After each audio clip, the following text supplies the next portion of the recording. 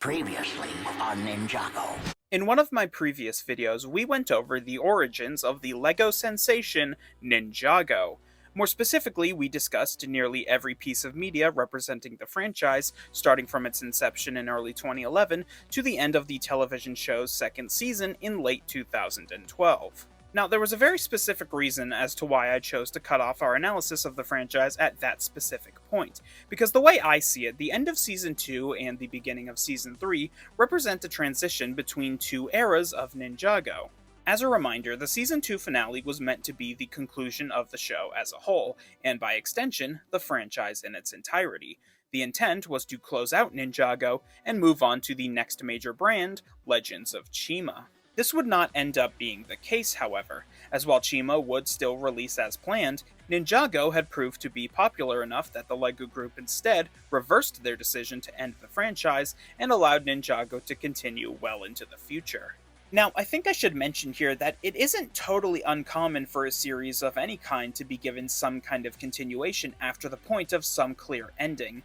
Plenty of shows, and especially movie franchises, have done this before. However, the reason why this is significant in terms of Ninjago is because of how the LEGO company typically handles its original franchises. Original brands, at least in this era, typically only lasted a couple of years. Monster Fighters, Pharaoh's Quest, Atlantis, all of them and more seeing a couple of years of active support before being shut down. With only a few exceptions, the average lifespan of an original LEGO franchise was only 1 or 2 years. And just to be clear, this isn't a rule that applies to every single LEGO theme. In this case, I'm mainly referring to original franchises made by LEGO with their own specific storylines, not themes based on pre-existing material or ones that have more general concepts like castles or pirates. And in that case, Ninjago stands as one of the company's original brands that has lasted the longest. But the decision to continue on with the series presents its own question. What happens to a show that continues past its finale? What becomes of characters who have supposedly achieved their happily ever after? Well, that's something we're going to be finding the answer for today as we resume our Ninjago journey, continuing on with Season 3 and beyond. So make yourself a cup of tea and settle in as we once again dive deeper into this odd anomaly that is Ninjago.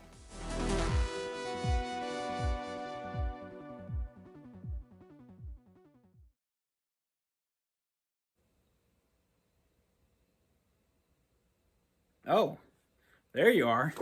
Where the hell have you guys been? So welcome back. Welcome back to the Ninjago retrospective. As you can see, I am right where I said I would be at the end of the last video. And for those of you who are coming straight here after having watched the first video, glad to see you here. And for those of you who, for whatever reason, decided to skip out on that video, boy, did you miss out. So at the time of me filming this, it's been about 5 or so months since I've watched the Ninjago show, or really just done anything related to this series. I said at the end of the last video that I kind of needed a break after working on nothing but Ninjago for 2 straight months. And I think taking a break was actually a good thing because it's given me time to settle. I've had time to really think about all this, and it's kind of reinvigorated my interest in this franchise. Now, the main reason why I decided to end part one after only looking at 2 seasons, considering how much we have left to go through, this is a 15-season series. Again, it's because, like I said earlier, I see the history of Ninjago as being split up into several different parts. My goal is to kind of structure this project to kind of reflect that. So in part one, we looked at what was originally intended for this franchise, and we're now at a point past that where the series is continuing past when it was supposed to end. And so we're just going to kind of see what they cooked up for the next few years of this franchise. Plus, it's just kind of for the sake of convenience. If you're watching this and you were only interested in hearing about the first few seasons, and you don't really care about anything past that, then you don't have to scrub through like a 4 or 5 hour video just to get to those specific parts. And as such, it only makes sense that we begin this leg of the journey by taking a look at Season 3 of the Ninjago TV show, which premiered on January 29th, 2014, 1 year and 3 months after the finale of Season 2. And that's something I want to just point out real quick. The amount of time between seasons as they aired generally wasn't that long. Less than a year in most cases, some of them only being really like 3 or 4 months. What that says about the actual development of the show, that's a discussion for another day. But the length of time between seasons 2 and 3 would end up being the longest gap of time between seasons of the show. Primarily because I expect some of that time was spent, trying to move on to the next big Lego franchise before they looked at Ninjago and were like, well, we gotta keep this going. We're making way too much money to stop now. And so, with all that out of the way, it's finally time to talk about Ninjago Season 3, given the fancy subtitle of Rebooted. A season which, to me, is the epitome of the sentence, "We were not ready for this." So to recap, at the end of Season 2, Lloyd Garmadon finally unlocked his true potential, became the all-powerful Golden Ninja, and successfully defeated the ancient evil known as the Overlord, ushering in a new era of peace in the realm of Ninjago. In Episode 1, an opening narration tells us that following the defeat of the Overlord, Ninjago City entered an age of technological advancement, becoming a futuristic utopia headed up by leading scientist Cyrus Borg. Yeah, I know, the name's hilarious. With this new age of peace, and a lack of any new threats, our 4 main ninja have retired, and found themselves new jobs as teachers, positions they aren't exactly thrilled about, especially when compared to the excitement of their previous career. The ninja, along with their students, soon take a field trip to the fancy new Ninjago City, where the 4 of them are asked to meet Cyrus Borg himself, who relays to them a very cryptic message. Please protect them with your life. All of Ninjago depends on it. Protect? Protect what? But you were right. I should never have built here. You must go. He's listening. The ninja are gifted a weird little statue, which they find not only contain brand new ninja outfits, but also special weapons called Technoblades. Immediately after, all the technology in the city starts to go haywire, attacking the people and especially the ninja. The group fight their way out using their new Technoblades, eventually reconvening with Lloyd and meeting the mastermind behind this whole attack. You couldn't help yourself. The Golden Ninja. We meet again. Overlord, I defeated you once. I'll defeat you again. I don't want to fight. I just want your power. Yep, the Overlord is back, not only having survived being blown up by a massive golden dragon, but also somehow converted himself into a digital virus. Now without a physical form, the Overlord plans on stealing Lloyd's golden power to make his own body and eventually take over the world. The ninja escape the city, eventually arriving at a monastery owned by Garmadon, who, now that he's no longer filled with evil, has begun to make up for his past by becoming a pacifist. Unfortunately, their escape doesn't last long, as the group is attacked by the Overlord's newest minions, Ninjroids. Ninja androids.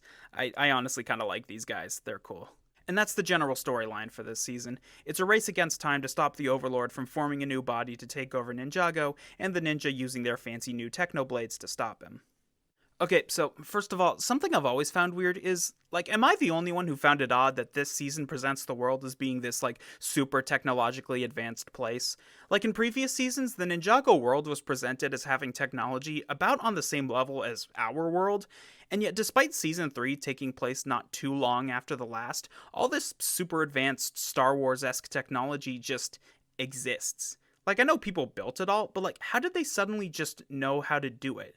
I don't know, just something that always stood out to me. I mean, the whole theme of this season is people relying too much on technology, so it makes sense as a setting.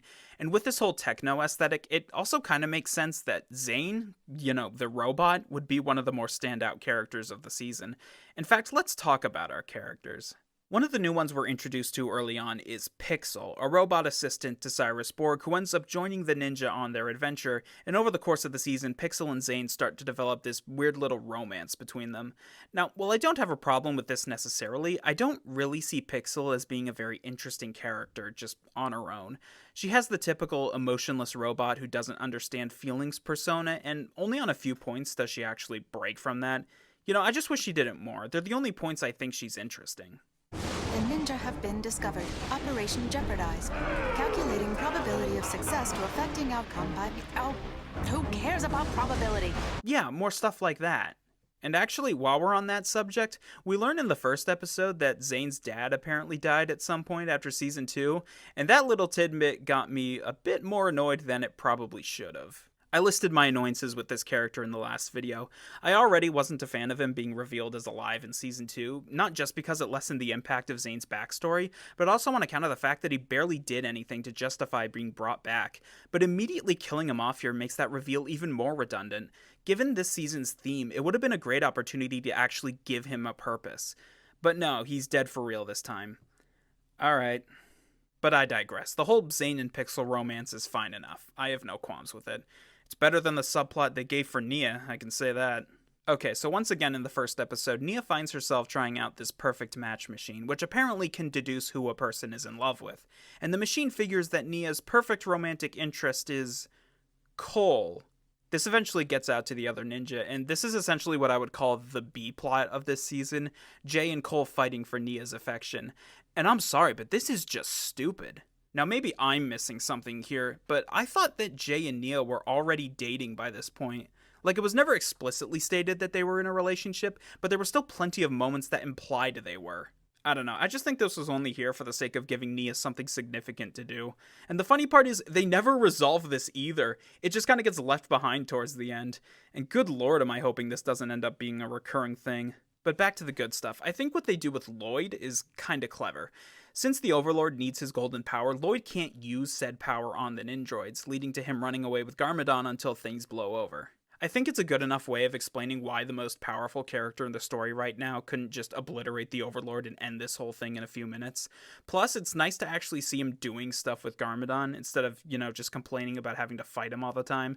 And he still does get plenty of screen time, so it's not like this is a Lloyd light season. A few episodes in, we meet this mysterious hooded figure who begins working with the Overlord to bring him back to the physical world.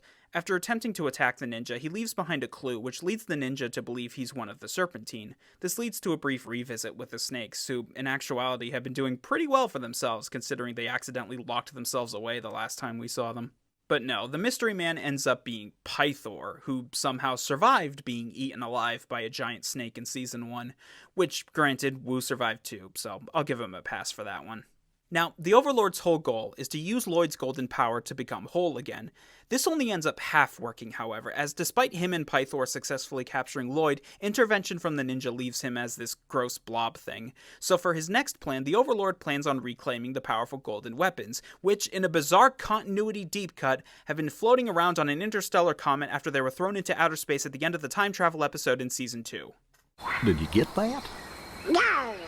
And I'm not even going to try to explain the massive paradox this creates when you really stop and think about this. We just got to accept it and move on. The ninja pursue the Ninjroids to the comet, but despite their best efforts, the robots escape back to the planet with the remains of the golden weapons.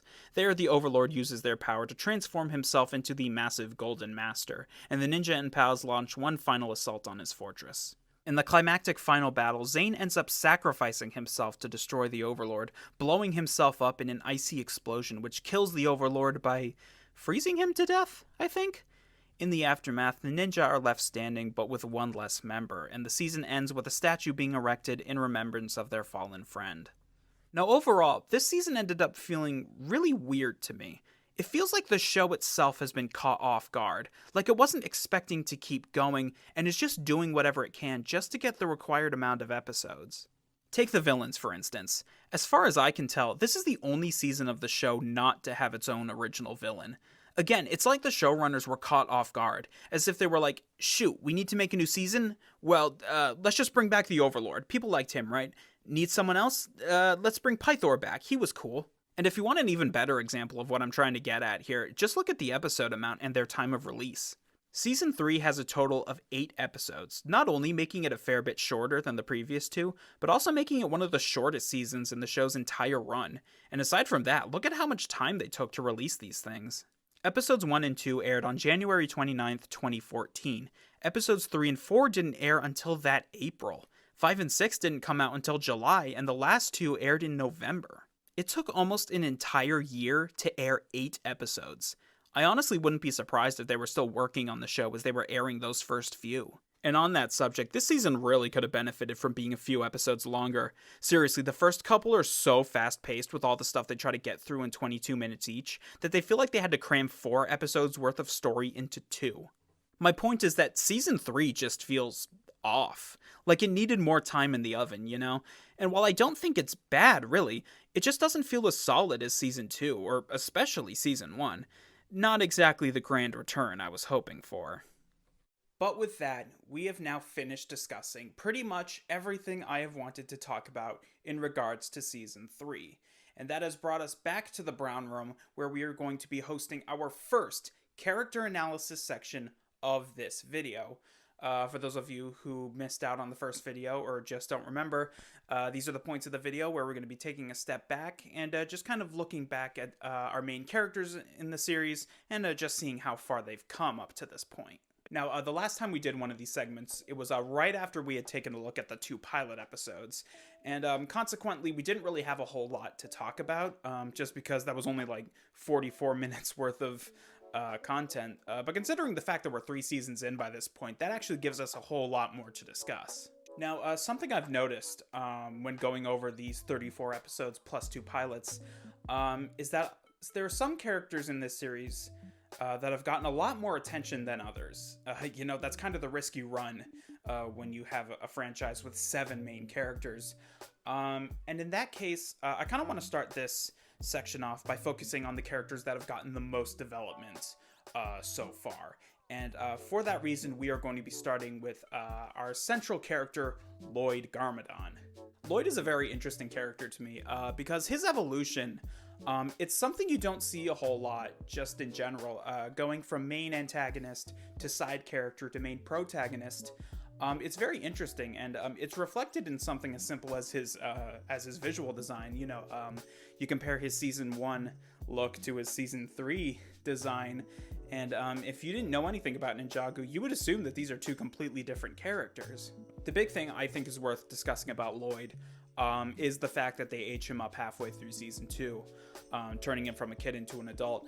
And the reason this is important is because, you know, as he's assuming his duties as the Green Ninja, he starts to abandon kind of all the little personality traits that he had as a kid. I do think that this is ultimately a good thing.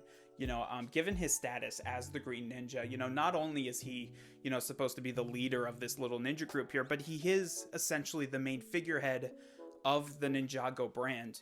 You know, I think it's important, you know, to make him act a bit more mature because, you know, it's important to just make him look like a competent ninja as well as just a likable main character, because if you just took his personality from when he was a little bratty kid and just put it into his adult form, I don't think he would be as liked as he is now. And you know, considering all this, he is still a fun character. I do like Lloyd a lot. You know, there's a reason why the Green Ninja is one of the most iconic original Lego characters. But aside from Lloyd, I would say that the second most interesting character in terms of, you know, their own personal journeys is definitely Zane. Zane's whole shtick early on was that he couldn't remember anything from his past, and just in general, he had this weird, odd air about him. This is all explained in the 7th episode of Season 1, where we learn that he is, in fact, a robot. And I do like that this whole robot revelation doesn't really change much about his personality. He still largely acts the same. Like, he'll have the occasional line to remind you that he is a robot, but overall, it does help him out quite a bit when comparing him to, you know, the other 4 ninja. And I do like that they actually do stuff with the fact that he's a robot. You know, it's not just a reveal done for shock value. They actually kind of do play off of the fact that he's an artificial intelligence. I have butterflies in my stomach. Oh, come on, that's just nerves. No, I really do have butterflies. Okay. Now, apart from those two, the remaining three ninja don't really have a whole lot going for them at this point. They are still more or less the same characters that as we've known them as for a while. Season 2 and their training of Lloyd, it was really meant to emphasize how much they've grown since the pilots, but they haven't really gone anywhere past that since then. I think what they've done with Garmadon is actually pretty smart, you know? Like, what do you do with the main villain of the franchise, really, once he becomes good again? So I really like that. I like what they do with him in season 3. They essentially turn him into what I like to call a passive-aggressive pacifist, where he becomes the master of like this whole fighting style, where he essentially just kind of like dodges his opponent's attacks and just kind of gets him to tire himself out. It's like it's his whole thing now, where, you know, after, you know, being the big main villain, he's trying to repent, and he's essentially, like I said, a pacifist. Why must everything have so many weapons? Says the man who had 4 arms to possess the golden weapons. I deserve that. And just in general, you know, I think it's nice that they actually do something with him. You know, they don't just write him out of the show or something. But really, outside of those examples, there really isn't much to say in terms of the other ninja. You know, Kai is mostly the same, Jay is mostly the same, Cole is mostly the same, Wu is kind of in the background just doing his thing. Nia's there too. Although, given the fact that we still have 12 seasons to go, it does leave plenty of time for these characters to grow, for better or worse. But, you know, going into season 4, it is kind of a shame knowing that we'll have one less ninja to focus on. You know, considering Zane's heroic sacrifice at the end of season 3, it does kind of suck to know that we won't be seeing him again. Or will we? In the final scene of the Season 3 finale, Pixel discovers what appears to be a factory operating all on its own. We hear Zane's disembodied voice, Pixel gets all happy, and we cut to credits. At the beginning of Season 4, we learn that, following that whole adventure, the ninja have once again retired, having each gone their separate ways and finding new jobs. Which, I thought they were teachers before. Why did they get new jobs? Lloyd attempts to reunite the group, to moderate success, and the 4 of them are soon drawn to a mysterious message claiming that Zane is, in fact, alive and well. Master Chen has personally invited you to participate in his Tournament of Elements. Secrecy is of the utmost importance. Tell no one or suffer the consequences. If you ever want to see your friend again, meet on the pier at midnight and leave your weapons behind. The 4 of them accept the invitation, taking a boat with a group of other interesting characters that eventually brings them to Chen's island, where they meet the man himself. Chen explains that they have all been invited to a special fighting tournament, where they'll participate in a series of challenges around the island to see which one of them comes out on top. The ninja have no choice but to participate, and they agree to remain on the lookout for Zane while they're there. Yep, we got ourselves a good old-fashioned tournament arc this time around. And you know what? I'm down for this. The last 3 seasons have all been these big, globe-trotting adventures, so I'm okay with doing something a little more low-key this time, you know? A big addition to this season is the abundance of new side characters introduced, all of which are the participants in the tournament. The big thing about them is the fact that each one has their own special power. You know, super speed, mind reading, super strength, that sort of thing. Now, people having superpowers in Ninjago is nothing new. I mean, the ninja themselves have their own elemental powers after all, but I do think it is a little weird that we're just now learning that there are others like them. Why haven't you or Wu ever told us there are others with powers like us? Because there are some things we don't want you to know. You were led to believe you were special, yet you never questioned where your powers came from. Okay, fair point, I suppose, but it still doesn't explain where these guys have been this whole time. I'm just saying, it would have been nice to have had at least a few of them around when this happened, and this happened, and this happened, and this happened. But hey, better late than never, I guess. And on that subject, one of the standouts amongst all these competitors is a woman by the name of Skylar, who Kai begins to show affection for, and her special power is actually quite interesting. She's the master of amber, power of absorption. She can emulate the power of anyone she's touched. When it comes to Skylar as a character, honestly, I think she's about as interesting as Pixel was in the last season, and as such, I don't really have much to say about her. Granted, she does end up doing more than Pixel by virtue of being one of the contestants, but overall, that's all I can really say about her, at least for now, and I don't really have a problem with them giving Kai a romantic interest. The way they're going with love interests with this series, I'm just assuming at this point that Cole will get his own next season. So the ninja sneak around the island trying to look for Zane, soon coming across a bizarre ritual site where they learn that Chen is, in actuality, secretly stealing the elemental powers of those who lose in the tournament. While not knowing exactly why he's doing this, the group decides to look into it as well. I do like Chen as a villain. He's one of those entertaining bad guys that knows he's being a jerk and is just kinda having fun with it, and the banter between him and his subordinate class is fun every so often. In the meantime, Zane finds himself in prison somewhere on the island, and eventually manages to break out, right afterwards coming across Pixel, who's a computer now. Okay. And actually, let's stop here for a moment, because we need to talk about this. Okay, so, how did Zane get here? Like, the last time we saw him, he was rebuilding himself, but how did Chen know that? We learn early on that Chen has been banished on this remote island for ages. How did he figure out what was going on in Ninjago, let alone how to capture Zane without anyone knowing? And on that note, what the hell happened to Pixel? The first time we see her this season, her robot body has been all dismantled and her consciousness is inside this computer, but we're never told how she got here or how she got like this. I have this feeling like they were gonna explain how Zane got here, because when Zane finds Pixel right after escaping, you can see parts of her body scattered all over the place. So my theory is that there was some little bit of story here that they wanted to include that would have explained this, but they just cut it for whatever reason.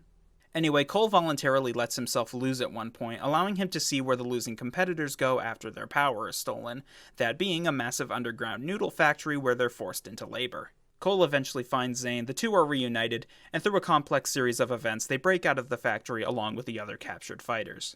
Meanwhile, there's this brief subplot about how the ninja come to believe that one of their competitors is a spy working for Chen. We soon find out that said spy is Skylar, who also happens to be Chen's daughter. Which, I mean, it's not the biggest twist out there, especially with how desperately the show tries to convince you this guy is actually the spy. And speaking of female characters, how's Nia doing? Sure, Jay's cute and funny, and I'm always laughing around him, but everything's about him, and he never takes me seriously. Oh, are we still on this? Are we still doing this stupid love triangle? Alright, in fairness, the last season didn't really resolve it, as I mentioned, and here it's not a major thing long enough to get annoying. Like, the whole subplot is wrapped up by the third episode, and then it's business as usual. I'm just saying, I'm with Wu on this one. I want nothing more to do with it. So Chen's whole plan is to steal the elemental abilities of all the fighters, as their combined power is enough to fuel a magic spell which will turn him and his followers into Serpentine, specifically a race called the Anachondri, a fairly vicious type of Serpentine who almost took over Ninjago many years ago, and who Chen was apparently an ally to. Lloyd attempts to defeat Chen and stop his plan, but the battle is pretty one-sided, as Chen basically has everyone else's power at this point, and the Green Ninja is easily defeated. With every power now collected, Chen is able to use the magic spell to transform him and his followers into Anachondri, and they leave for Ninjago to begin their conquest. The ninja and the rest follow after them with big energy dragons that they can just suddenly manifest out of nowhere. Like, seriously, they could just make these dragons now. Didn't they have an actual dragon at one point? What happened to that? Where'd that guy go? Chen and the Anachondri end up being too much for the ninja and pals to handle, and so they decide to enlist help from the only legitimate Anachondri still alive, Pythor, who's been hanging out in a prison since Season 3.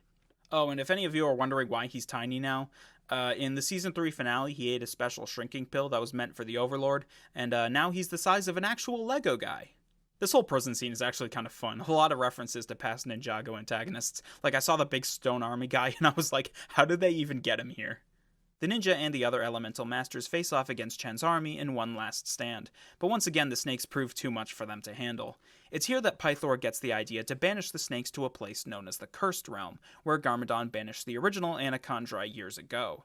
To do so, however, would require Garmadon to basically sacrifice himself, which he sees as fitting, given everything he's done.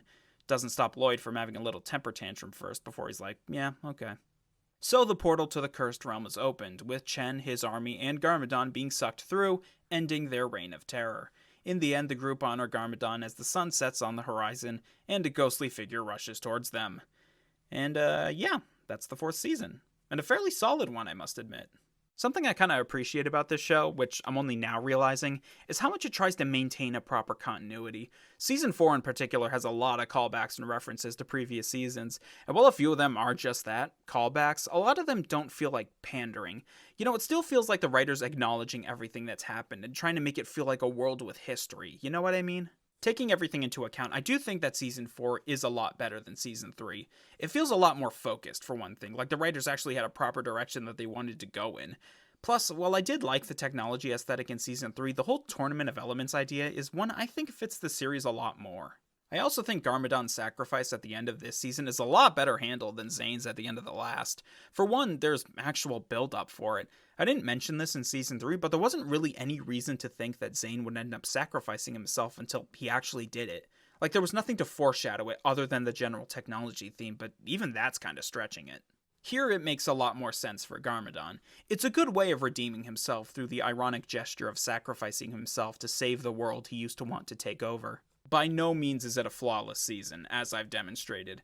When you really stop and think about a few things, it does start to fall apart a little. I love how Chen's whole plan was predicated on every single elemental master he invited choosing to participate in his tournament. Like, if even one of them decided not to go, then that's it. There goes your whole plan, dude. But in the end, I would rank Season 4 as one of the better bundle of episodes out of the ones we've seen up to this point, and it makes me pretty excited for what this show decides to cook up next.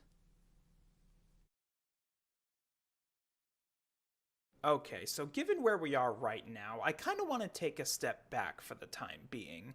And I realize that the structure of this video so far, it may have been a bit overwhelming for some of you. I know it has been a bit for me. I mean, we did just go through 2 whole seasons of the show without much of a break in between. So like the first part of this project, I want there to be moments where we take a step back, we catch our breath, and we take the time to look at some other parts of this franchise. Now, in part 1 of this project, I had these segments where I would rank the actual LEGO sets associated with each season on a tier list. My original goal with those segments was that at the end, we would just have this massive tier list with every single Ninjago set on it, and I don't know, I thought it would look cool. However, judging by some of the comments I got on that first video, a lot of people didn't really seem to like those bits.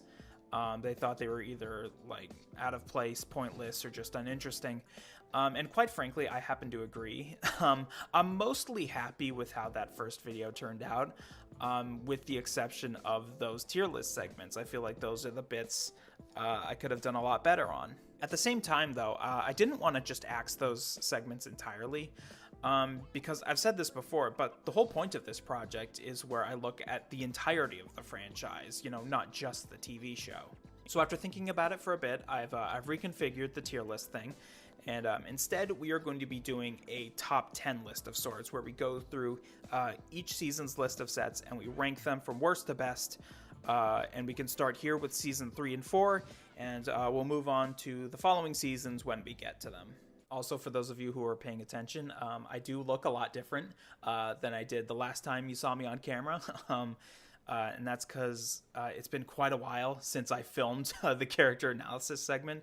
For you, it was about like 15 minutes ago, but for me, it was a couple months ago. So yeah, I'm kind of growing my hair out a bit here. It's a lot longer than last time, you know. I'm trying to go for like the homeless Matt Berry look, you know. Okay, so we're going to start with Season 3. Now, Season 3 had a grand total of 9 sets associated with it. And again, we'll start from the worst to make our way to the best.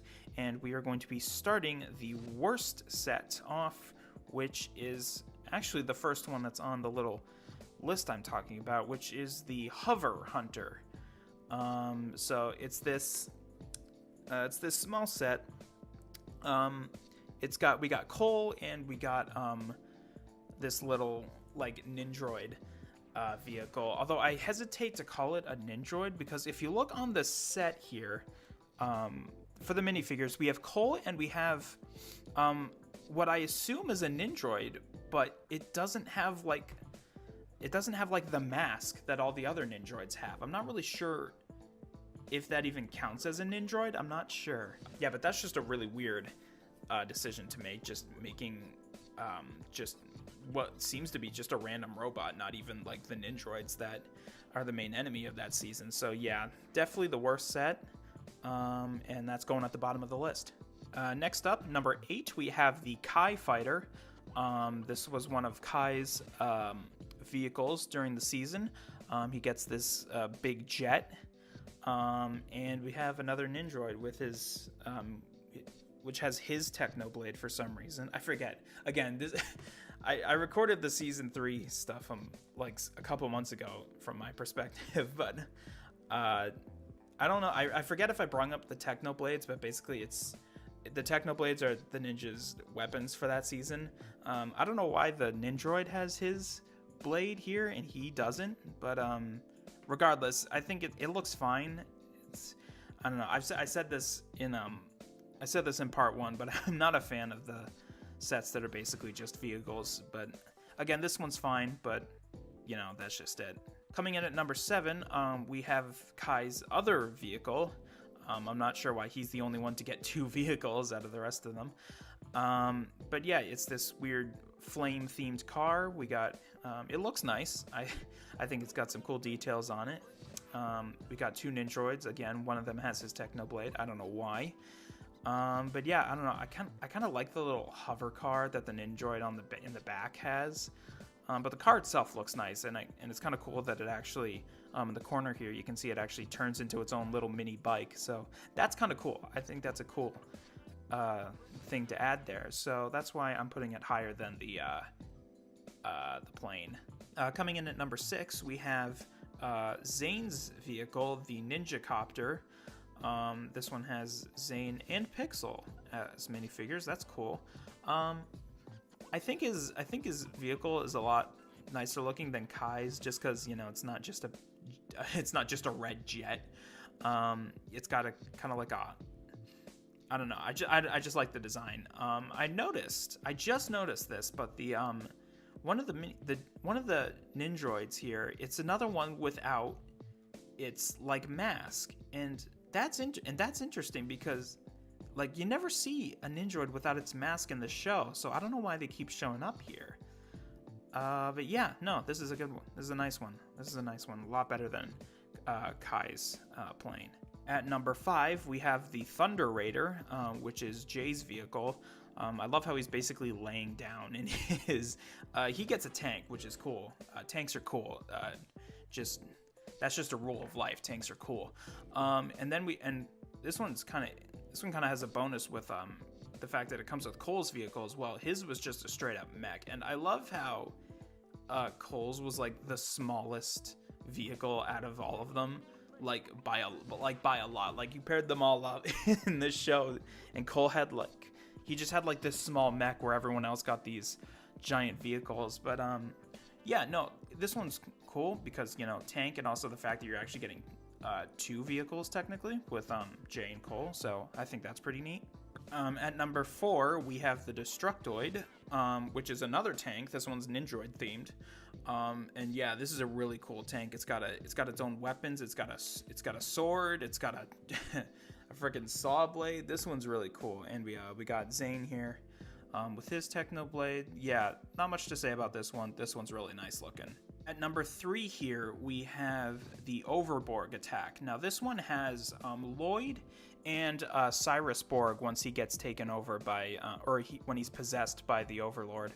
I think this one I actually kind of remember. I think this is like the only set from this season that I remember getting at some point, because I do remember that Cyrus Borg figure.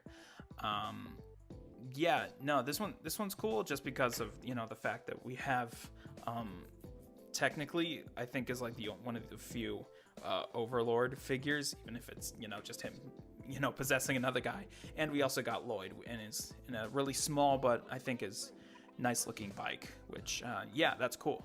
At number 2, we have the Ninjroid Mech Dragon. Now this one's high on the list simply because it's a dragon, and dragons are cool. This wasn't a vehicle in the show, although, or at least I think it was. It was a lot bigger in the show. I might be thinking of something else, but this is a really cool one. Also, not just because it's a dragon, also because it's a giant robot dragon, but also because we have another vehicle here down here with I don't know. I think it's just a regular tank. I don't really think it's any specific vehicle from the show, but we have Lloyd again. We have Garmadon here, and we've got Evil Wu, which I know I didn't say this in the when we were talking about season 3, but for most of the season, Wu is actually like mind controlled by the Overlord as well. He has a bunch of like cybernetics stuck onto him, and he's basically like evil for like a good half of the season. And I never brought it up because I just didn't think it was.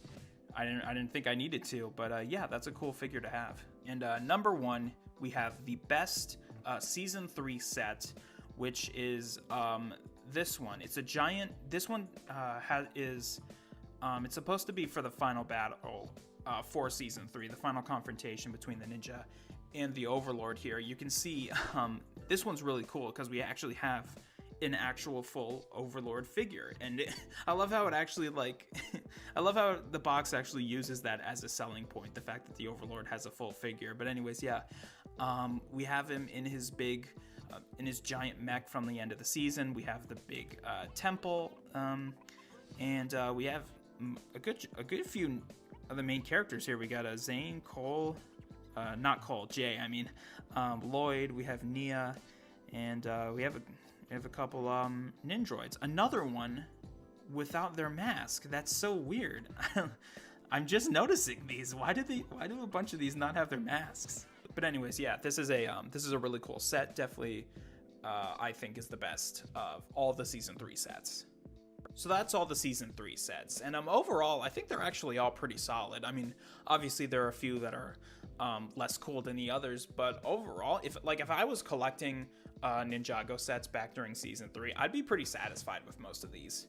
But we're not quite done yet, because we're actually going to be taking a look at the season 4 sets as well in this segment. Now, season 4 also had a good number of sets, where number 3 had 9. Season 4 has a grand total of 11 full sets. So let's take a look at these, and starting with the worst, again, we are going to be starting with this one, the Jungle Trap. Now, these are the kind of sets we saw a lot in the last few seasons, seasons 1 and 2, I mean, where it's just 2 characters, a good guy and a bad guy, and like a little set behind them. So for this one, we have Kai and one of Chen's little warrior guys, and then we got something in the back. I'm not quite sure what that's supposed to be, but it's got 2 of the Jade Blades. I think they were called in the season, which the Jade Blades, I'm pretty sure I did talk about as well when I was talking about season 4, but those are basically the things that the ninja needed, or all the contestants needed, to move on to the next part of the competition, not get eliminated. But yeah, this one's very basic. I think I said this in the previous video, but this is the kind of set you buy when you're a kid with $20 and you really want some Legos. And yeah, it's fine.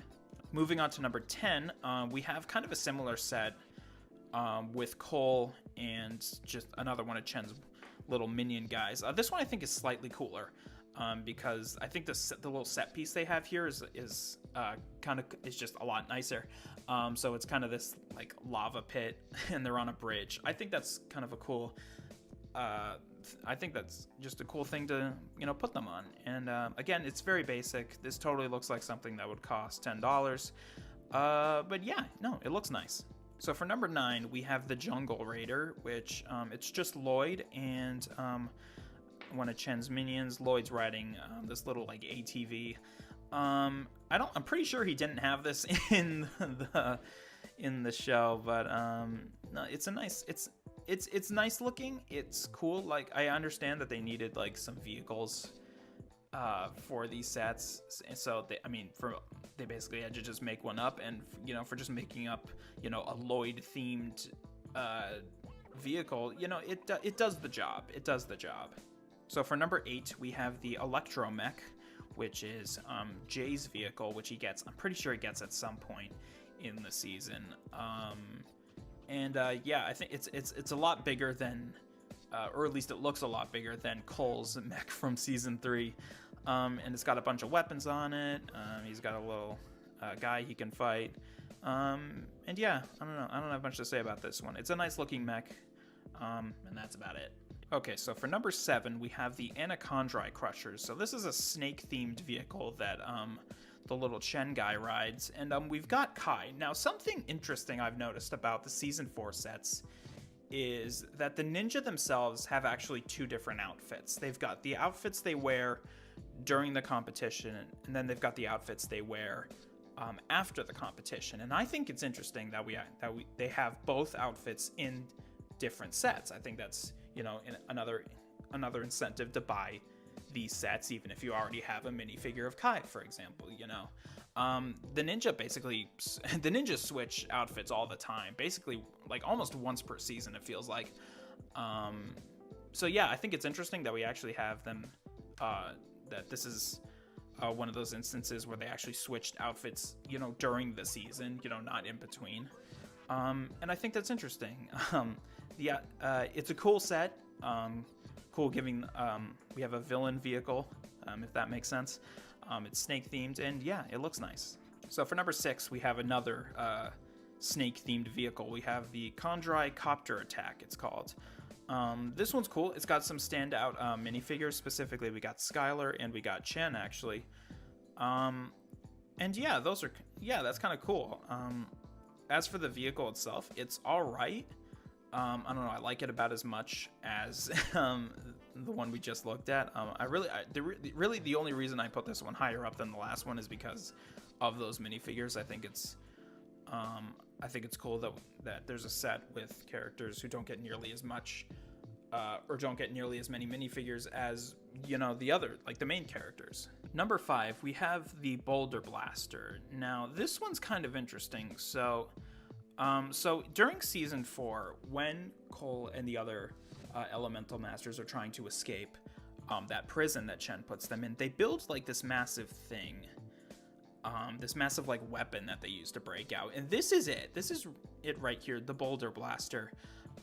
What's weird though is that it's a full-on like plane here, and I forget in the season if they actually turned it into a plane.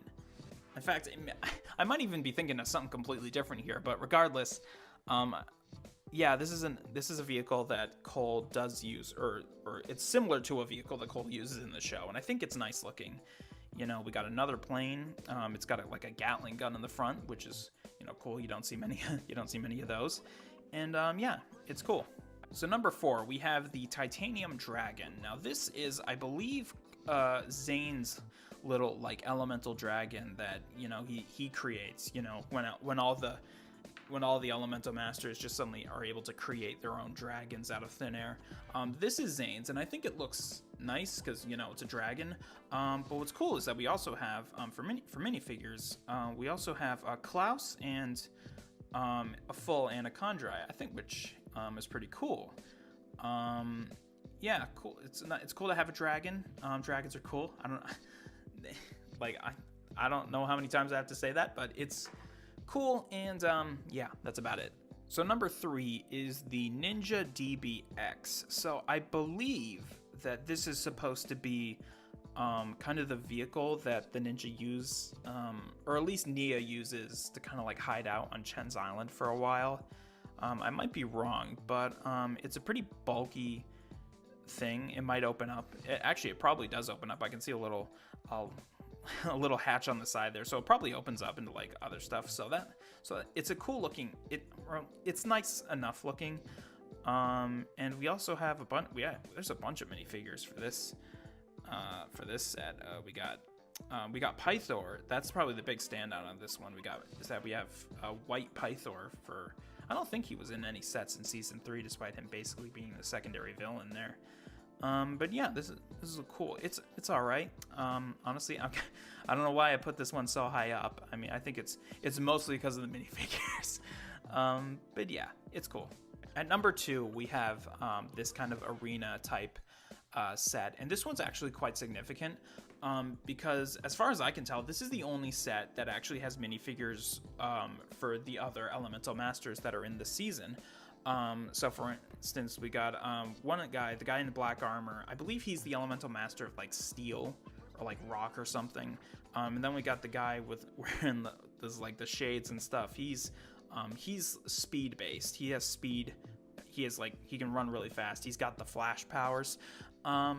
So yeah, that's pretty cool.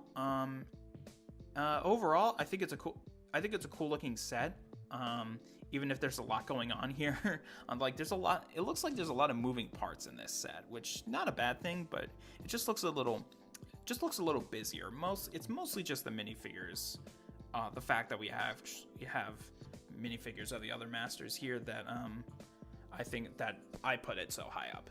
And finally, at number 1, we have this big set titled Enter the Serpent.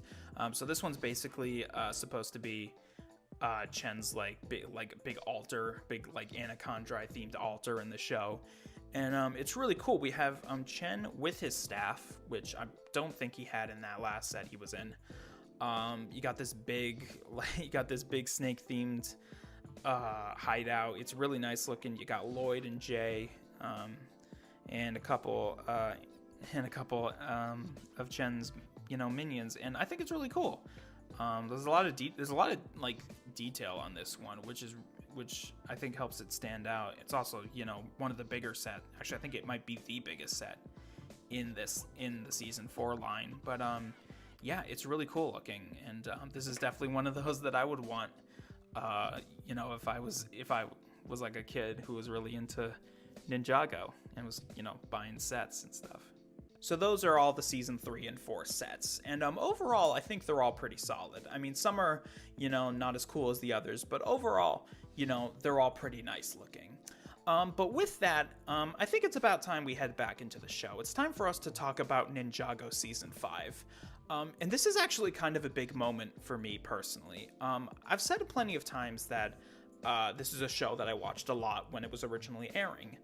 However, I have not seen any episode past season 4. Season 4 was where I stopped. I have not seen anything past that. And the reason for that is kind of stupid. So again, I watched this show a lot with my brother. We were both really into this show. We followed each episode as they aired, and once season 4 ended, we were both really excited for 5. But by the time we realized that season 5 was airing, it was already like halfway through. Like most of the episodes had aired by that point. But instead of just going back and watching the episodes that we missed, we were just like, nah, we're good. So yeah, the reason I stopped watching Ninjago is because I was literally too lazy to go back and watch a few episodes that I missed. So going forward, this is going to be completely new territory for me, and that actually makes me pretty excited. I'm very excited to get into basically everything I've missed from here on out. So without further ado, let's jump into Ninjago Season 5.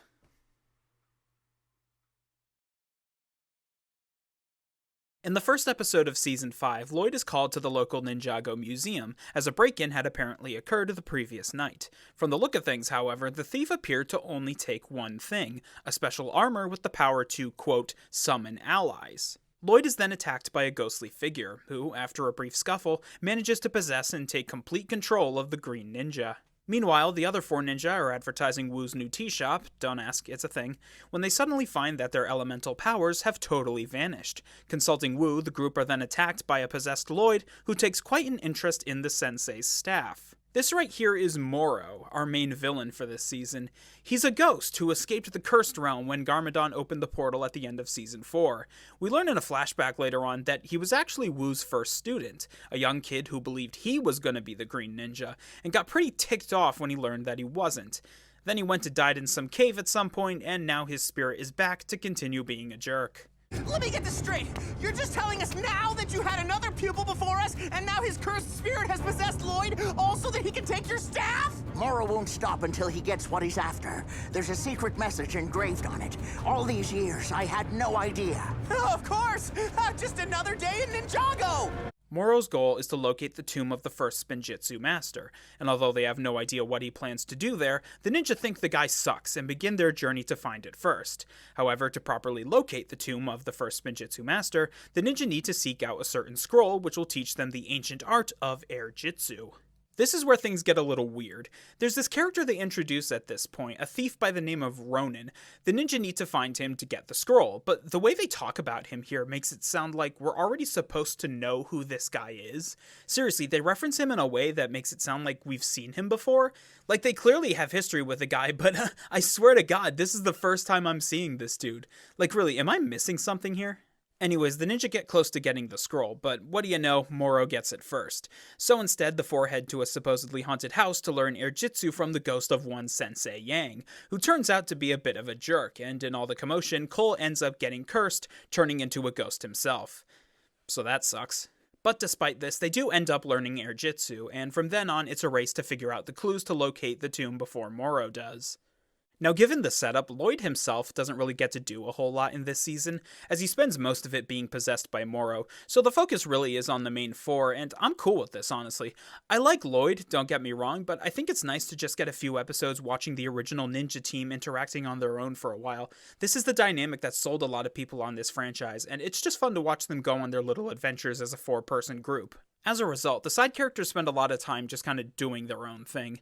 And of our side characters, it's Nia who ends up getting the most attention, as her own arc this time around is, for the first time in a while, actually interesting. So while the ninja are off doing their own stuff, Nia spends most of her time being trained by Sensei Wu, as we learn that, while her brother Kai has an affinity for fire, she, on the other hand, has latent water-based powers that we are just now being told about, and that she has yet to master. As such, her whole deal in this season is trying to control her new hydrokinesis powers, not only to give her something to do, but also so that she can essentially become the group's sixth ninja, which opens up a whole topic of conversation that I am not going to get into right now. While we're talking about characters, I ended up liking Moro as our villain for this round, even if, to be fair, he's a bit basic. He's effectively an evil version of Lloyd, and honestly, I've always been a fan of that trope. You know, like the evil version of the hero. I don't know, I just like that kind of stuff. That said, I do think Moro is a bit of a missed opportunity to give Sensei Wu more significance in this plot. Like, Moro was Wu's first student, and the path he ended up taking is one of the sensei's biggest regrets. But after we get the backstory, nothing really comes of it. Throughout the season, Moro and Wu only really encounter each other a couple of times, and they're mostly towards the end. I don't know, I think it would have been nice if they'd interacted a bit more, as it would have given Wu an opportunity to do something, because if you haven't noticed, I've not really talked about Wu much in the past few seasons, on account of him not really doing a whole lot other than just being the standard wise mentor figure. And speaking of our ghostly antagonist, one of the things that stood out to me this season was its whole theme. You know, ghosts and all that. The reason this sticks out to me is because, like, you remember the villains from the original pilots, the skeletons who hailed from a place explicitly referred to as the underworld? Like, I was just under the assumption that that was what happened to people in Ninjago when they died, and yet here we are with undead ghosts from the cursed realm. So, like, which is it? Like, do people become ghosts or skeletons when they die? The best I can surmise from this is that whether or not someone becomes a ghost or skeleton depends on the way they died or something. I think that's how that works. I don't know, this season at least doesn't really explain it, so maybe they will later, I'm not sure. I'm going one season at a time with this thing. Also, the way to get rid of a ghost in the Ninjago universe is to just throw some water on them, which, you know, that's convenient. So about halfway through the season, we get quite an interesting lore dump that I found super fascinating. The realm of Ninjago, we learn, is actually one of 16 different dimensions that all exist parallel to each other. One of the few ways to cross between these realms is through the use of a powerful gem called the Realm Crystal, created by the first Spinjitzu master and buried with him when he died. It's the Realm Crystal that Moro is after, as its power will not only make him all-powerful, but also his master, the Preeminent, an ancient entity that seeks to control all 16 realms if released. So, you know, that's not good. Thanks to Ronin, the ninja discover the location of the tomb, located at the bottom of the ocean. There, the four undergo several different trials in order to find the Realm Crystal. There's this one scene where the ninja are in this ice maze, and they see reflections of themselves from, like, the future. Jay in particular has an eye patch, and I think this is foreshadowing, but I'm not sure yet. Finally, they locate the body of the first Spinjitzu master, and along with him, the Realm Crystal. Moro then attacks them in a bid to get the crystal, successfully stealing it and using its power to let the Preeminent enter Ninjago, as well as an army of ghosts which begin to terrorize everyone. The ninja infiltrate Moro's stronghold with help from Nia's new water powers, and Lloyd eventually makes it to the Realm Crystal, but he's too late to keep the Preeminent from entering Ninjago, with Lloyd himself being banished to the Cursed Realm. There, Lloyd encounters Garmadon, fun little reunion there, and just as quickly, Lloyd escapes the Cursed Realm, somehow, now wearing— oh my god, Lloyd, did you just steal your dad's clothes? Moro and Lloyd fight each other for the Realm Crystal, zipping between different worlds, one of which is a world of anthropomorphic talking animals. Hey, where do you guys come from? So yeah, what was that about? And why do I suddenly want to talk about a failed LEGO franchise? Meanwhile, the ninja battle the Preeminent, which turns herself into a big kaiju monster house creature. And yes, the Preeminent is a she, like they very specifically point that out. Preeminent is best Ninjago girl. It's at this point that Nia unlocks her true potential, using her power to drown the Preeminent in the ocean, and as it drags Moro down with it, Wu attempts to save his old pupil. You can only save those who want to be saved. Goodbye, Sensei.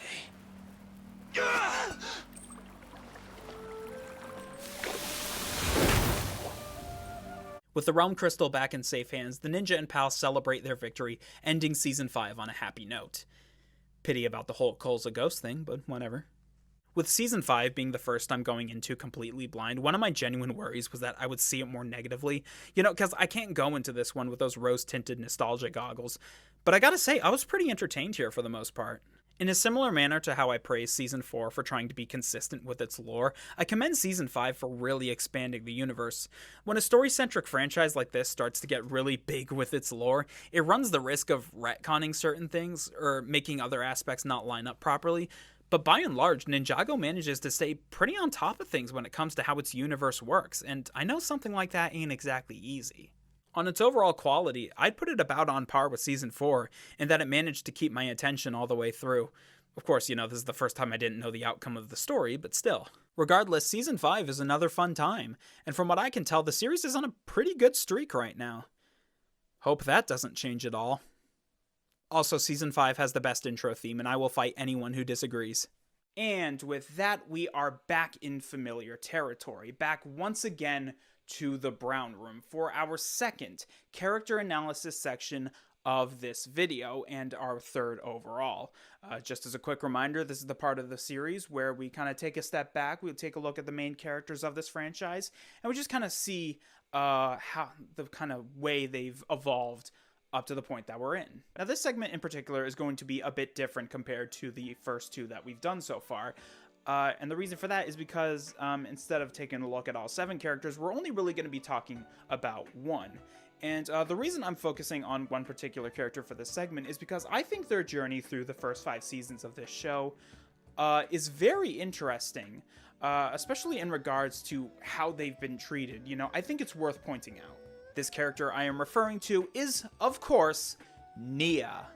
Nia is one of the best examples I have ever seen of the writers having absolutely no idea what to do with a character.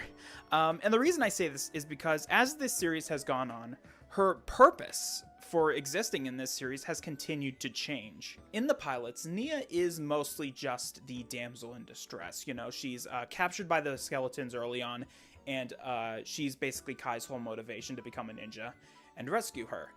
And because of this, because of the position she's in, she doesn't really get any chance to kind of become her own character. She doesn't get a chance to show what makes her a unique person. And once we get to the main series, this is something they very quickly try to rectify in the form of Samurai X. Now, this was a subplot in Season 1 that I deliberately did not mention when I was talking about Season 1, because I knew I was going to want to talk about it here. And the reason I'm talking about it now is because I think it's a good way of demonstrating just how Nia has been utilized as a member of the main cast throughout the series up to this point. So in Season 1, Episode 5, there is a scene where the ninja are cornered by the Serpentine. It looks like they're on the brink of death. They are hopelessly outnumbered when they are suddenly saved by a samurai operating a giant mech suit.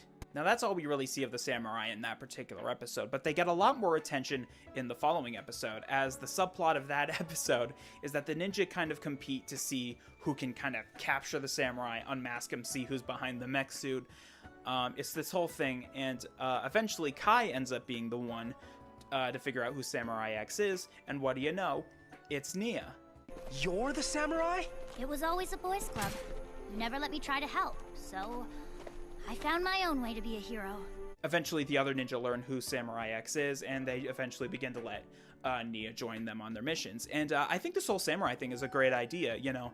It's a great way of giving Nia her own unique identity while still letting her join in on the action without, you know, just turning her into another ninja.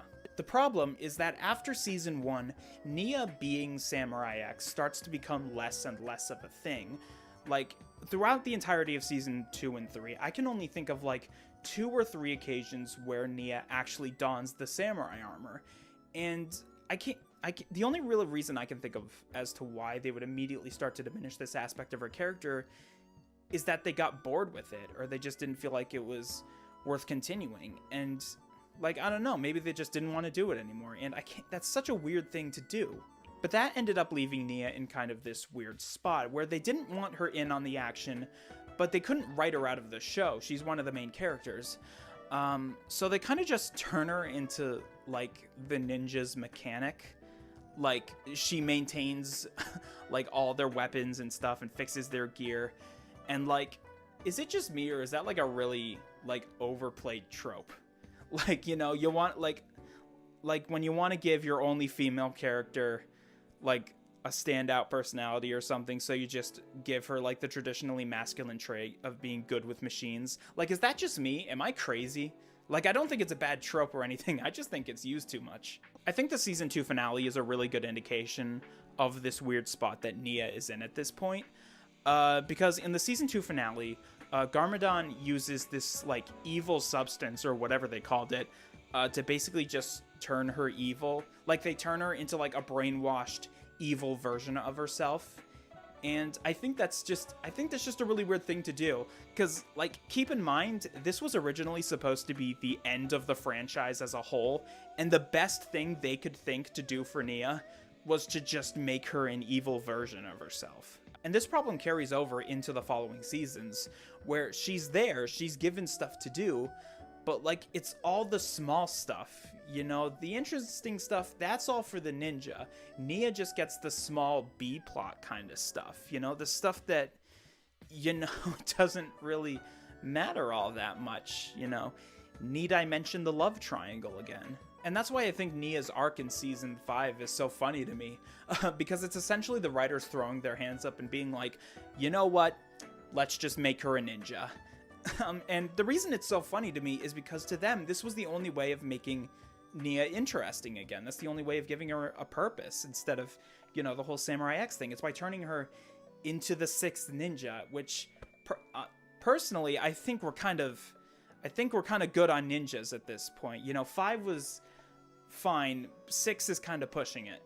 I also think Nia's ninja costume is kind of funny, because it's not very consistent with the other ninjas in the fact that it has, you know, 2 colors instead of, like, 1 color. But it's not just that, it's the colors they went with. Like I imagine the writers, or, like, whoever was designing her costume, they were like, okay, so she's the water ninja, but we already have a blue ninja with Jay, so we can't do blue. So we can do just a lighter shade of blue. But that's not good enough. We need to give her another shade. So let's just do, like, dark red. All right, I promise that won't clash. So yeah, they just did both. We got a red and blue ninja. There you go. There's the girl ninja. A female ninja. So this is when Ninjago got woke. So yeah, that's basically my observation on Nia. She's this odd character the writers keep messing with, kind of creates this weird inconsistency. You could argue that Wu is kind of in a similar situation, where he doesn't really have a lot to do. But the difference between Wu and Nia is that Wu is usually just kind of booted out from the story. There's some reason that they always come up with to just keep him out of the story entirely. It's not always a good reason, but still. So yeah, that's about it for this segment. Not really sure how to transition from this one. You guys play any good video games lately? My hair is so bad right now. There's this little sticky uppy bit in the back. It's gonna look so bad when I'm editing this, but, like, I can't do anything about it. Alright, so at this point I would like to continue to extend this break from the main series. In fact, this may end up being the longest break we have between talking about seasons. And what we're going to be talking about now is something that not a lot of people discuss when it comes to Ninjago, that being video games. Now, for a good long while, there was kind of this trend where if you had a popular enough or relevant movie franchise or series or what have you, then chances were good that it would eventually get its own LEGO video game. You know, Star Wars, Indiana Jones, Harry Potter, Jurassic World, that sort of thing, you know? And this wasn't just limited to movies. If an original LEGO theme was popular enough, then it would also get a video game or two based off of it. And this is certainly the case when it comes to Ninjago, as in the 11 years the series was on Cartoon Network, a grand total of 12 different video games would be released based off of the franchise. Now, I know some of you may have just rolled your eyes and thought to yourself, is this guy really about to talk about 12 different video games? And the answer to that is no. You see, of these 12 games, a whopping 8 of them were exclusive to mobile devices, all of which have since been delisted, meaning they're straight up unplayable now. And even if I could play all of them, a lot of them were really basic, and I wouldn't really have much to talk about for any of them, really. You could really get the gist of most of them just by watching a couple minutes of gameplay. As such, for this segment, we are going to be covering 3 of the remaining 4 games. The reason I'm only covering 3 is because one of them is based around something we haven't really talked about yet, so we're going to be saving that one for later. So that gives us 3 games to talk about, all of which are on Nintendo handhelds, coincidentally. 1 game for the DS and 2 for the 3DS. So, shall we start from the top? Now, this game is itself actually a spin-off of another LEGO game for the DS, the similarly titled LEGO Battles. The game was, in essence, a real-time strategy game. You could pick from a number of factions from popular LEGO themes at the time, and your goal in each level was to defend your unit of guys against an enemy faction by building bases, barracks, towers, all kinds of things. I actually had this game when I was younger. I still do, actually, and I remember liking it. Honestly, I'm not really into RTS games. If it doesn't have Pikmin in it, I'm not really interested. In any case, LEGO Battles Ninjago would be the closest thing to a sequel this game ever got. Like its predecessor, a big component of the gameplay is taking control of a specific faction, in this case either the ninja or skeletons, and defending your territory or completing whatever task the game wants you to do on that specific level. As for the plot, the game is basically a retelling of the pilot episodes, the first meeting between the original 4 ninja, their quest to find the golden weapons, and the many encounters they have with Lord Garmadon's skeleton army. A weird deviation here, though, is that some characters have slightly altered appearances in this game for some reason. For example, Jay has orange hair here rather than his usual brown, Nia is dressed like a doctor for some reason, and Kai looks... Whoa, Kai, what happened to your hair? Hey, remember in the first video when I made that joke about Kai's hair that made him look like the protagonist of a Square Enix RPG? Well, I think someone on the development team had a similar idea. Why does he look like that? Something that is actually kind of cool about this game is that along with the regular ninja campaign, there's also a second story mode where you play as the skeletons. It's mostly the same gameplay-wise, but even still, I do think it's a neat addition to see how events unfold from the bad guy's point of view for a change. Okay, I'm gonna be honest here. Out of all the games we're looking at for this segment, this one is probably the one I spent the least amount of time on, for the simple fact that this game is kinda dull. Seriously, by the end of the first chapter, you've pretty much seen everything the game has to offer. I don't know, maybe it's just because I don't gravitate towards this kind of game, but this one really started to drag for me after a while. This was another game I had when I was younger, and I remember not being a big fan of it back then either. I don't recall getting too far in before putting it back down. Yeah, overall, it's kinda bland. Competently made, but bland. So let's move on to the next game on the list, Ninjago Ninjroids, released in 2014 for the 3DS and PS Vita. So like the first game, which adapted the pilots, here we have an adaptation of Season 3, and the one thing that immediately stuck out to me were the cutscenes. And what I mean by that is that many of them are just straight up scenes borrowed from the show, which is either a really cool addition or kinda lazy, depending on how you look at it. What's weird though is that despite a good number of scenes being directly taken from the show, all of the characters have been redubbed with different voice actors for some reason. Seriously, I don't know if it was like a contractual thing or what, but every single character has a different voice actor. I mean, most of them do a fine enough job, but still, it's a little surreal hearing new voices come out of their mouths. Okay, so what's the actual game like? Well, instead of a tactical strategy game, we now have ourselves a more standard experience. If you've played any of the traditional LEGO games, then you kinda know what you're getting into here. Switching between characters with different abilities, solving very basic puzzles, and getting to the end of each stage. Now, that isn't to say that it doesn't have a few odd quirks. Platforming, when there is any, can be a little annoying, mostly in the areas where your character doesn't have a drop shadow. Plus, the isometric viewpoint makes it a little difficult to tell where you are in relation to the platform. Combat's also a component here, as there are plenty of enemies you'll have to fight. Now, the game tries to make its combat a little more in-depth by giving you different attacks and a dodge and all that, but it's still mostly just button mashing until the enemies die. Every so often, the game will try to mix things up by putting you in control of one of the ninja's vehicles. These segments are nothing to write home about. Most of the time, they're just these on-rails levels where you're shooting down a bunch of Nindroid vehicles, but they're really not that much of a challenge. I was kind of surprised by how short this game is. Despite the fact that there are a full 31 levels in the story mode, a good chunk of them are over and done with in a few minutes. I mean, I guess it makes sense that the game would be relatively short, given that the actual season is one of the shorter ones. Although, what's kind of funny about that is that the game doesn't even end on the season finale. No, the ending here takes place in episode 6 instead of 8. Now, at first I was confused. I was thinking to myself, why would they end things 2 episodes early? But then I did some research and it made sense. So this game came out right in that final stretch of time between bunches of episodes, meaning that the season finale hadn't actually aired by the time the game had been released. Now, why they couldn't just wait a few more months and add the finale properly is a mystery to me, but as it stands, the final scene here ends on the same cliffhanger as it does in episode 6, and it just kind of makes things feel incomplete. But yeah, Ninjago Nindroids is just fine. It's alright. I feel like this is a game I would have enjoyed a lot more if I was younger, but as it is now, I feel like my time would be better spent elsewhere. And on that note, let's take a look at our final game, Ninjago Shadow of Ronin, released in 2015 for the 3DS, Vita, and mobile devices apparently. Okay, I knew this game was really trying the moment it started, because the first thing we see is its own show-style intro. You know, showing off the characters, a title card. I don't know, it made me smile. So remember back in Season 5 where I commented on how weird it was for the show to introduce this Ronin character in a way that makes it sound like we were supposed to know who he was already? Well, to my surprise, that's basically what this game is for.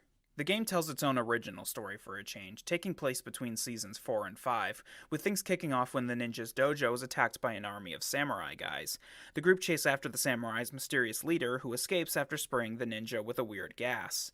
That gas ends up causing all 4 ninja to experience memory loss, essentially forgetting everything that's happened in the series up to that point. What follows is a journey across Ninjago to retrieve special obsidian weapons to return the ninja to normal, along the way fighting back against Ronin and the bunches of villains he tricks into working for him. While it isn't any more complicated than what the main series does, it's nice to have an actual original story for one of these games. It actually kept me kind of invested. One odd detail, though, is that the game is apparently considered non-canon, but I can't really find a good reason as to why. Like, it fits pretty well into the series lore, so why does it just not count? Once again, the voice cast is different from the show, but they still do a pretty good job, all things considered, and they actually started to grow on me after a while, so no complaints there. Now, the game itself is fairly similar to the last. The isometric viewpoint may be gone, but it still sticks to being the traditional kind of LEGO game you'd see a lot in this era. That said, while it plays things safe structure-wise, that doesn't make it any less fun to play. Levels are varied and they aren't super long, so it keeps a pretty good pace and keeps things interesting. Between levels, the game gives you the option of exploring this big hub world by flying around on the ninja's dragon. This is actually kind of a cool thing to add. I mean, there isn't much to do here, honestly. There's a few big statues to hunt down and destroy, but not much after that. Even still, the fact that they modeled this massive island to fly around in is a neat addition instead of just having a generic hub level. Overall, the production value feels pretty high for this one, at least more so than the previous 2 games at least. Like, they really tried to make something special here, and I think it paid off. I legitimately had a lot of fun with this one, and if you're into Ninjago but haven't played any of these games, I think this one is totally worth checking out. Shadow of Ronin is a fun time, money well spent. So those are all the Ninjago games that are still available to play at this point. Well, all except for one, but again, we're going to be saving that one for later. But before we move on, there is still one more video game that I would like to talk about. And the reason we're going to be looking at this one in particular, despite it not really being based around Ninjago, is because it still does have elements of the franchise in it. To talk about it, though, we need to go through a quick history lesson. So, how many of you remember Toys to Life?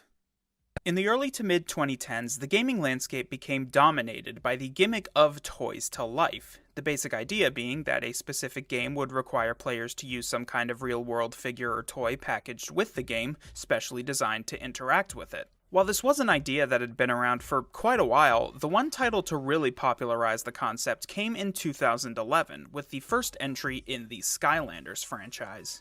Now, if you're old enough, then you definitely remember seeing these in Walmarts and Targets, those massive displays with rows of figures and game boxes.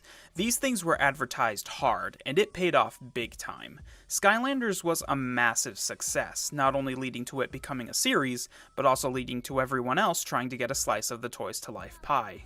This led to a bunch of other Toys to Life figures flooding stores for a while, including Disney with their Disney Infinity series, Nintendo with their massive Amiibo line, and of course, LEGO with their own take on the idea, LEGO Dimensions. I think of all the companies to take part in the Toys to Life fad, LEGO was probably the best suited compared to the others. I mean, this was a company that not only specialized in toys, but also had a pretty good track record when it came to video games. And they really took advantage of the fact that this was a LEGO-based game with physical figures. Each character available was not only its own LEGO figure that you built yourself, but each one also came with a special vehicle made out of LEGO bricks. Now, the game itself is no slouch when it comes to its premise, as it's essentially one big Kingdom Hearts-style crossover. And let me tell you, the list of brands in this thing is kind of insane. We got stuff like DC, Lord of the Rings, Doctor Who, Ghostbusters, Portal, Adventure Time, just to name a few. For the purposes of this video, though, we're going to be taking a look at the Ninjago representation, which you can bet was a part of this whole thing in some capacity. Now, surprisingly, when it comes to the massive list of characters included in this game, Ninjago is actually fairly well represented, as we not only have the four main ninja, but we also got figures for Lloyd, Nia, and Sensei Wu. Unfortunately, though, despite this list of characters, none of them actually appear in the game's proper story mode, which I find kinda disappointing. Now, yes, there is a Ninjago-themed level based on Season 4, but I still think it's a shame that the ninja themselves never appear, aside from a very brief cameo.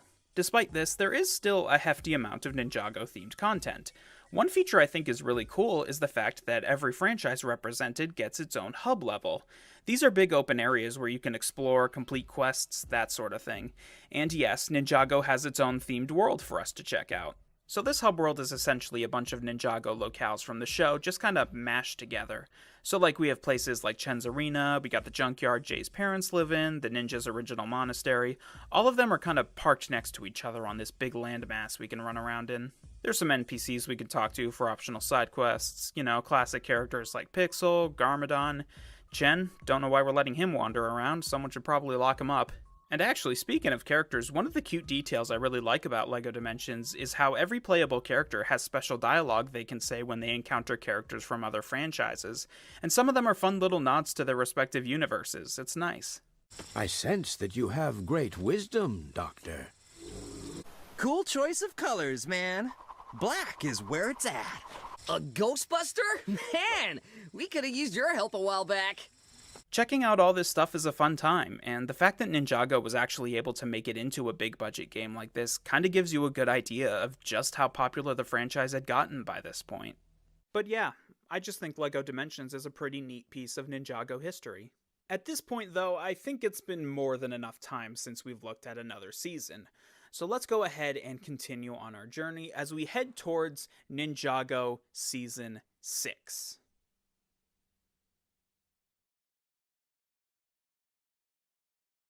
In the opening moments of Season 6, we see that the ninja have become quite the admired group in Ninjago.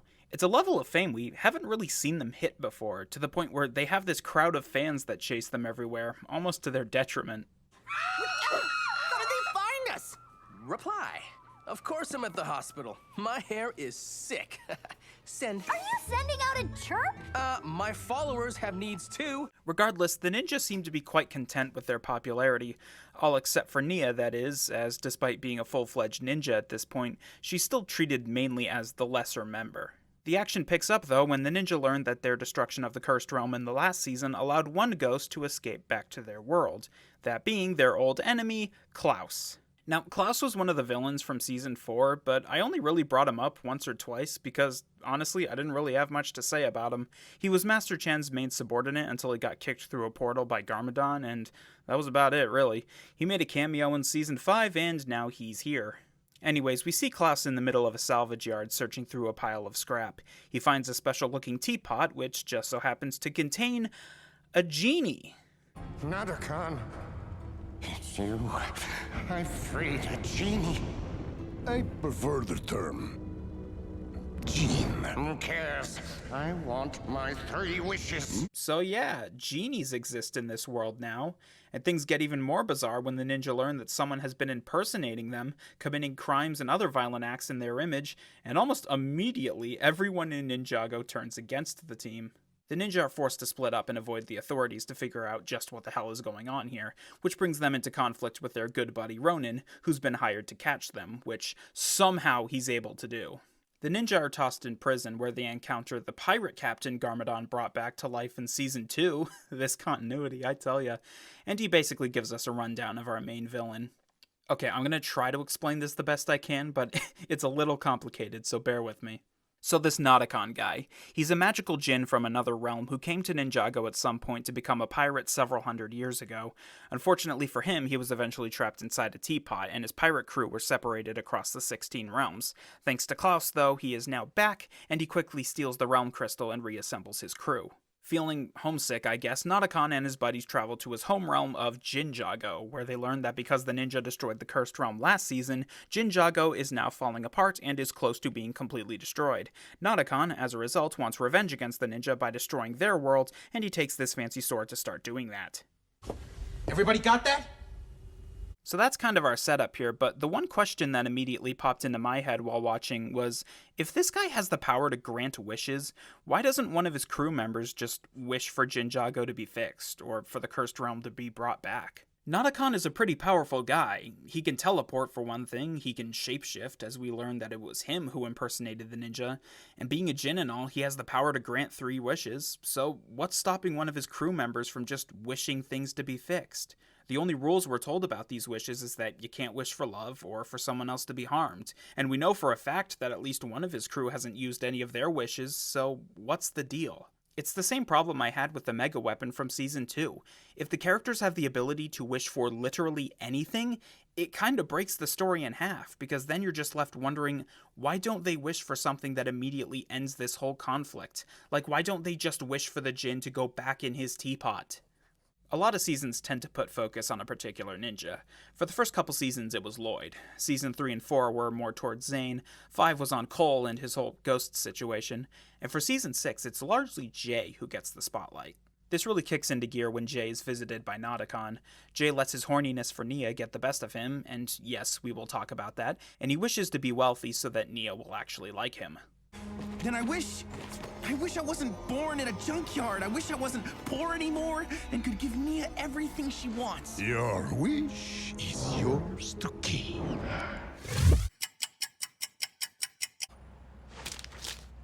I'm sorry to inform you, but your father has passed. You have inherited his estate and lots of money. There's this little writing quirk I noticed throughout the season. Okay, so for Nadakhan to grant people's wishes, they specifically have to put the words "I wish" at the beginning of their sentence. Okay, so you might be thinking, well, if they just don't say "I wish," then everything's fine. And yeah, you're right. So to get around this, the writers have the characters start a lot of their sentences with "I wish," in instances when they probably wouldn't have said that under any other circumstance. I don't know, it's not a problem necessarily, just something I picked up on. And unfortunately, the plot kind of requires the ninja to do so, as part of Nodocon's whole revenge plan involves each ninja using up all 3 of their individual wishes, as the repercussions of using all 3 wishes causes each person to become trapped inside his fancy sword. To speed up the process, every wish comes with some unintended side effect, so the person wishing will of course use the next wish to get rid of the side effect, causing another side effect, and so on. And with this little loophole over the course of the next few episodes, Nodokon is able to trap people in his sword by exploiting this little trick. So to stop Nodokon, the ninja need to travel to this island where they'll find a special type of venom that can slow Nodokon down enough to trap him again. They arrive and are able to get the venom from a massive spider, but in the process the pirates capture Jay and bring him to their ship. Some of my favorite scenes in this batch of episodes actually were the ones where Jay was imprisoned on the big pirate ship, especially the scenes that just focus on him and Nodokon. I always liked Jay, so it's fun to see him get the spotlight for a bit. You know what I didn't like? Almost everything concerning Nia. Yeah, I know, I just talked about all of Nia's problems, but you know what? Season 6 does not make things better. Nia's big problem in this season is that, as not only the newest ninja, but also the only female ninja, she feels like she doesn't get the same level of respect as the others do. Which, like, granted, there is merit to that given how she's treated in some cases. I'm a girl, but I'm also a lot of other things. But what does that matter when everyone only sees me as one thing? The girl ninja. This is still stupid, though. You already had your own identity that let you stand out with the whole Samurai X persona. If you wanted to stand out, why didn't you just stick with that, you dumb plastic slut? Anyway, there's this recurring thing that starts happening a couple episodes in, where large chunks of Ninjago just suddenly start vanishing. Like they're just gone, leaving these big craters behind. We learn soon after that Nodokon is actually somehow stealing these pieces to basically rebuild his home realm and turn Ninjago into a new Jinjago. Along with this, we also learn that Nia, by complete coincidence, just so happens to look exactly like Nodokon's dead girlfriend. This ends up being pretty convenient for the guy, as we learn that his ultimate goal is to find a way to get Nia to marry him, since apparently when a Jin marries someone in their home realm, they gain the power to grant an unlimited number of wishes for themselves. Jay is basically tortured by Nodokon and his pirates, eventually earning the eye patch we saw briefly in Season 5. The remaining ninja come to his rescue, but end up rapid-firing their own wishes just to get out again, getting themselves captured, eventually leaving just Nia and Jay. In order to hide from Nodokon, the two of them travel back to Zane's dad's old lighthouse. Soon after, they discover another Zane, which I guess Zane's dad never thought to bring up, I guess. The pirates soon discover their location and attack the lighthouse, and despite the ninjas' best efforts, they're pretty easily overpowered. Jay is able to escape from them, but Nia is captured in the process. With it being down to just him at this point, Jay builds another team of, well, basically a bunch of side characters, and they formulate a plan to stop Nodokon's wedding to Nia. The team hitches a ride on one of the pieces of land Nodokon keeps stealing and rides it up to the Jin's stronghold. There, Jay manages to get his hands on Nodokon's sword and goes inside it to try and free the other ninja. It works, and look at that, we got the whole gang back. Now they just have to crash the wedding and save Nia. So Mario rushes to the hall where Bowser is holding the wedding, and... oh, sorry, wrong thing, hang on. So Mario and Donkey Kong rush to the hall where Bowser is holding the wedding, and god damn it! So the ninja rush to the hall just as the wedding is nearing its conclusion. What do you know? They're too late, and Nodokon gains the power of ultimate wishes. The ninja fight off Nodokon's powerful wishes, eventually using that venom from earlier to weaken him. However, the venom hits Nia as well, which proves fatal, and she begins to die. With one wish left, Jay is left with a choice. Wish to trap Nodokon, or wish to save Nia. Quite the difficult choice. Instead, though, he says this. I wish you had taken my hand, and no one ever found that teapot in the first place.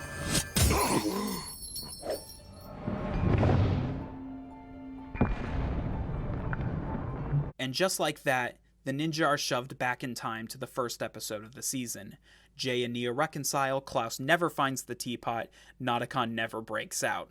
Basically, the series pulls a Sonic 06, and the entire season is wiped from the timeline. Okay, that's certainly a way to end things. You know, I'll be honest. For the most part, I thought this was a pretty average season, all things considered. Like, I wouldn't call it bad, but it just wasn't gripping me like the last few. And yet, weirdly, on the flip side, when it came to the last few episodes, it ended up being one of my favorite third acts of any season so far. That ending, though, I wouldn't call it a cop-out per se, but it still feels a little weird to me that the past 10 episodes are essentially erased from the timeline, and from what I can tell, most of the ninja's memories. Again, this whole wish concept presents the same problem I had with Season 2. Why didn't Jay just wish for something like this in the first place? Why didn't anybody wish for this? But yeah, that was Season 6. And what a weird one, too. That ending kind of caught me off guard. I'm sorry, I'm just not a fan of how it just completely erased the last 10 episodes worth of development. And really, that's not the only thing that bugged me. I've talked about Nia enough. I'm done with her. But for the rest of them, I don't know. I started to get really annoyed with everyone getting angry at Jay for the others starting to disappear. They're mad at him because he initially doesn't tell them about his wishes with Nauticon. But like, what does that have to do with the others making their own wishes? They made their wishes, not him. If they had just, not made their wishes, everything would have been fine. They realized their mistake later, but still, it's a stupid thing to blame him for. Yeah, this was a weird season. It's not good, it's not bad, it's just odd. I don't really have a good segue for this bit. I just think Season 6 is odd. Not really sure what to say after that. Anyways, it's been a while since we've taken a look at some sets. We've gone through a few seasons, we've looked at a few video games. So before we head into Season 7, I think it is about time that we go over the sets from Seasons 5 and 6 and rank them on their respective tier lists. So Season 5 and 6 combined, they don't really have as many sets as 3 and 4 combined, but we still got a good number to look at here. So starting with Season 5, Season 5 has 10 whole sets. And we are going to be starting with the absolute worst of them, starting from 10, working our way to 1. And at number 10, we have the Blaster Bike. So here we have Cole in his, Blaster Bike, and it looks like he's facing off against one of Moro's ghost minions here. This one's, starting at the worst, this one still isn't bad. So we got Cole here on his bike, and the bike is cool because it's got like a bunch of, like these Gatling guns on them. I don't know why. I'm just now realizing that this is the second set list in a row where Cole has a vehicle with Gatling guns on them. I don't know. I'm not complaining. And then we got a ghost minion on his own little dragon here, and a couple little smaller ghosts, which those are cute looking. But yeah, that's a fun set. That looks like a really nice vehicle. I've said this a bunch, but I'm not a fan of the vehicle sets, but this one does not look bad at all. Going to number 9, we have another bike with the Chain Cycle Ambush. So we've got Zane here on a little air thing, like a hoverboard, which I don't think he had a hoverboard in the show, but whatever. And then we've got this guy on a big ghost-themed bike. I'm not sure who exactly this is supposed to be, but it looks cool. It is a cool-looking bike. And we've got some more little ghost guys. One of them has a wrench. I don't know why the little ghost guy has a wrench. What's he planning on doing with a wrench?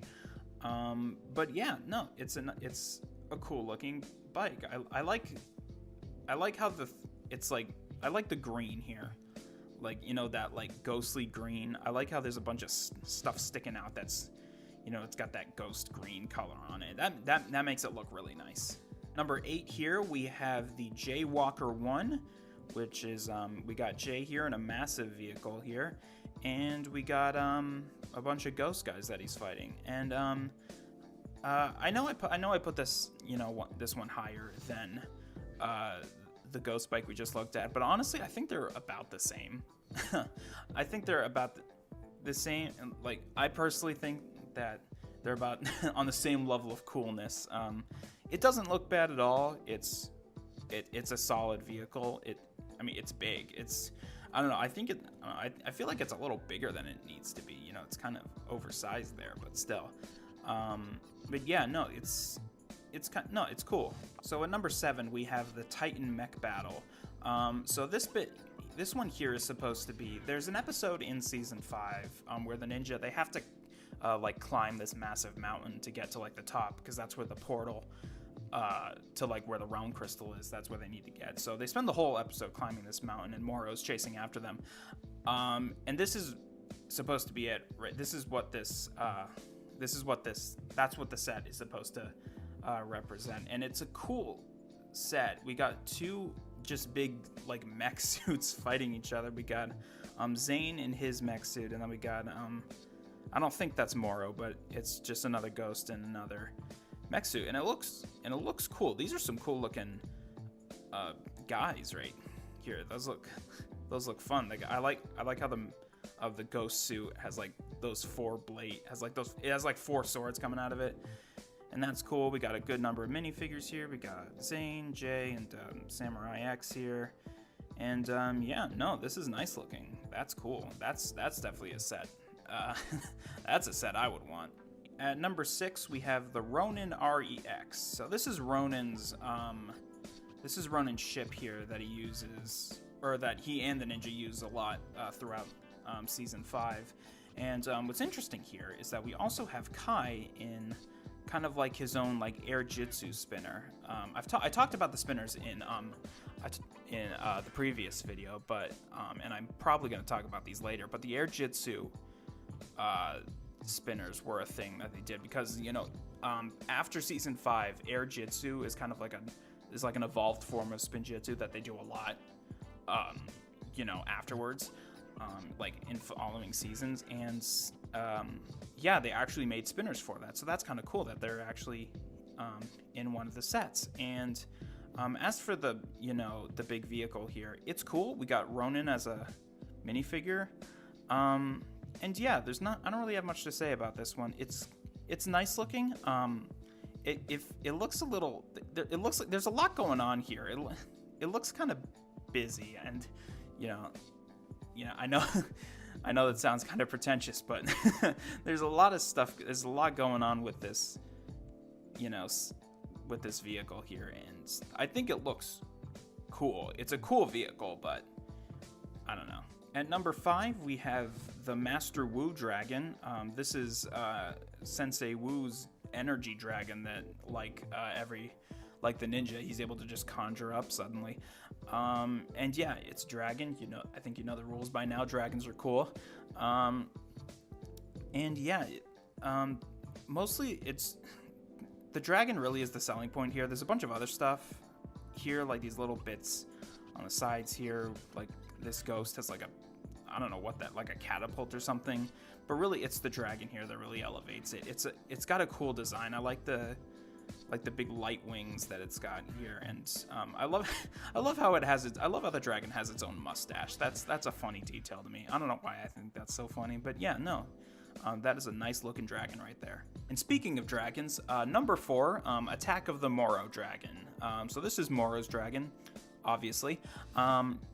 And yeah, that's for a dragon that's supposed to like look like evil. That's a cool design. I like how it looks bigger than Wu's dragon. I don't know. That's not something I really need to point out, but I'm gonna do it anyway because, yeah, no. Again, like the bike from earlier, I like the emphasis on green here. I love that ghostly green color, and yeah, the red eyes. It's a nice look. That's a sick looking dragon right there. And yeah, we got Moro on its back. We got Kai, I'm pretty sure, and Jay. And yeah, that's a sick dragon right there. Number 3, we've got the Final Flight of Destiny's Bounty. So so this is the ship, the Destiny's Bounty. That's the ship that is basically one of the bases, or one of the hideouts that the ninja use a lot. And yeah, it's basically just a big flying ship, and that's really the set piece for this one. It's nice looking. I'm not really sure what's going on with the wings here. I don't know. Maybe it's just the angle here, but the wings look kind of weird. Like why are they pointed straight up? I don't think that's or it's a sail, not wings. I'm an idiot.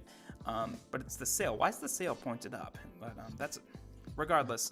It's a big set. It's got a bunch of characters on here. We got Wu, we got Nia, we got Cole, Lloyd, and a bunch of ghosts. And we have a smaller ghost dragon. So that's something. Yeah, that's a nice looking set right there. That's something you put on a shelf to display. That is really nice. Number 2, we have the City of Styx.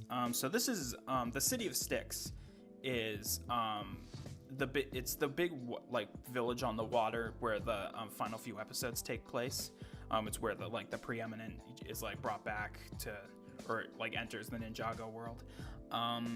And it is a cool set. It's a cool like tower, like ghost tower. It's a cool set piece. You got like a ghost, like a flying ghost ship right over here. You got a good number of characters: Nia, Kai, Jay, Moro. Honestly, the only downside here is that there's not, it's called the City of Sticks, and yet there's only like one building. So I don't know. I feel like that's kind of asking a lot, but it would have been nice if there was like a couple, like, I don't know, like one more building, like one more smaller tower or something. I don't know. That's a stupid complaint, because otherwise it is a really nice looking set. And that brings us to the number 1 season 5 set, which is the Temple of Air Jitsu. Now they wanted this one to be a big deal, because this one, the box is like completely different. Every like Ninjago box, they've got like the same border. They got like on the top, they've got the name of the brand, and then they got like the little ninja hiding out in like the top corner. But here it's like completely different. They wanted this one to stand out, and yeah, it stands out. This is, I don't know if I would. This might be like one of the biggest Ninjago sets, just period, because it's big. There's a lot going on here. We got so yeah, this is the temple. This is the Temple of Air Jitsu that they visit at one point. It basically just kind of becomes their base later on. And yeah, there's a lot of characters here. We got actually, it looks like pretty much every main ninja and Wu, and just a bunch of other characters. Just random characters in general. You got the Mailman, which the Mailman, if you don't know, is kind of this recurring character that shows up every so often. He's literally just for the purpose of delivering mail, but he keeps showing up, and and I don't know, this might be the first time he's ever gotten an actual figure, and that's funny, I guess. But yeah, this is a really nice looking set. That is this looks like it costs $300, and you know what? I think it would be worth it. So in terms of season 5 sets, honestly, they're all pretty solid. This is probably, out of all the lists of sets we've seen so far in this project, this is probably the best. This is probably the best lineup of sets of any season so far, because all of them are pretty cool looking. I wouldn't consider any of these to be bad by any means. And that brings us to season 6. Now, season 6 only has 7 sets, which is one of the smaller lists so far. In fact, it might be the smallest list of sets that any season has ever gotten. But let's start at number 7. So number 7 is Cole's Dragon. So I believe this is supposed to be the energy dragon he is able to summon, and that's really all there is here. It's just his dragon. It looks a lot smaller. It looks a lot smaller than it should be. I don't know. It's definitely a lot smaller than Wu's and Moro's dragons that we looked at a bit ago. But yeah, we got Cole, and we got one of Nodocon's pirates, and yeah, that's really it. There's not really much to say here. It's just a small dragon with Cole and a pirate. That's really it. So next we have the Sky Shark at number 6. And we got Lloyd and a pirate here. And design-wise, I think it's a nice looking jet here. Yeah, it's a jet, like a full-on jet. And yeah, it looks nice. It definitely stands out because it's got that it's got that aesthetic that all the pirates are trying to go for, to just help them stand out for this season. And it looks nice. And we got Lloyd here with what looks like Nodocon's sword, but I might be mistaking that for something else. But I can't think of what I'd be mistaking it for, and I don't see why Lloyd would have Nodocon's sword. That's a weird choice. But yeah, it's fine. I don't know. It's fine. So here we have the ninja bike chase. So we've got 2 bikes here for Kai and Nia, and we got another sky pirate. And not much to say here. They're fine-looking bikes. They look nice. We've got Nia here with another sword here that looks like the one Lloyd had, and like, I don't know. Admittedly, it's been, at the time of me recording this, it's been like a month since I went through season 6. So I might be forgetting what these swords are supposed to be, but I'm pretty sure Nia didn't have a sword like this at any point. So I don't know what's going on with these. Number 4, we have Jay's Elemental Dragon. Now I'm really confused because here we have Jay's dragon, the one he can summon, which is definitely a lot bigger than Cole's from earlier. So I don't know if Cole earlier was just on a random dragon, or his elemental dragon is for some reason just smaller than everyone else's. But regardless, we got Jay here in a cool looking dragon. It's got a cool like blue and gold aesthetic going on here, and we've got another pirate. And yeah, these are nice. Pirate's got a Gatling gun. So there's that. There's the recurring Gatling gun theme that apparently is a thing now. And yeah, it's nice for a dragon. It's nice looking. At number 3, we have the Raid Zeppelin. So we've got 2 pirates here. These are kind of some standout pirates here because these are one of the pirates that Nauticon is like friends with, or like the ones that are like one of the higher ups in terms of his like pirate army. And we also got Zane here, and he's riding his own little like hovercraft here, and it's nice enough for what it is. I think it's pretty accurate to the Zeppelins that they have in the show. And yeah, honestly, the real standout here are those minifigures. You know, just the 2 pirates here, because yeah, it's an all right vehicle. So number 2 here, we have Tiger Widow Island. So this is the island that the ninja have to travel to partway through the season. And yeah, this is probably the first set in this line that I think is actually really nice looking. It's a cool set piece here. We got like this little temple here, and we got just a bunch of like jungle themed platforms here. And I'm not really sure, now that I think about it, why there's a temple here, because the island they're on in the show, it was really just kind of just like a deserted jungle island. There wasn't a temple as far as I can remember. Unless I'm thinking of something else, which I totally could be.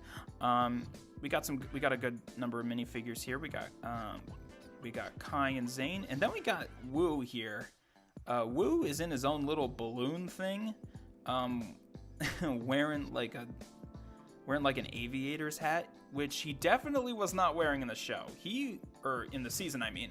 He was not really in that season, so I don't know why he's suddenly here in a hot air balloon, but regardless, I don't know, it's kind of a funny aesthetic actually. But yeah, no, this is the first set that I think actually looks really good. And finally, for number 1, we have Misfortune's Keep. So this is the big ship that Nauticon and all the other pirates, this is kind of their main base. And yeah, this is it's kind of a big set, probably the biggest set in this line. And we got a good number of figures here. We got Kai, we got Jay with his eye patch, which this might be the only set in the entire franchise with Jay and his eye patch. And we got Nauticon here. We got Lloyd here with what looks like a jet, but like he's hanging off the front there, so I don't know if that's supposed to be like a hang glider or whatever. But the point is, yeah, this is a really nice looking thing. Looks like it would take a good long while to build, actually. There's a lot of parts here. But yeah, no, really nice looking set, and I would consider it to be the best looking of all the season 6 sets. So looking at all the sets as a whole, I think that season 6 it's probably on a tier lower than at least season 5, because for 6, not only is there less overall, but they're all mostly vehicles, which all look all right. I mean, they're not badly designed at all. Of course, I'm not like an expert. I don't know what a badly designed Lego set would look like. But yeah, they're just kind of average, the season 6 sets. I definitely think that season 5 has the best line of sets. That I'm probably gonna be sticking with that for a while. I don't know. We still have a lot of seasons to go, so who knows? Maybe that'll change. But yeah, these are some interesting lists right here.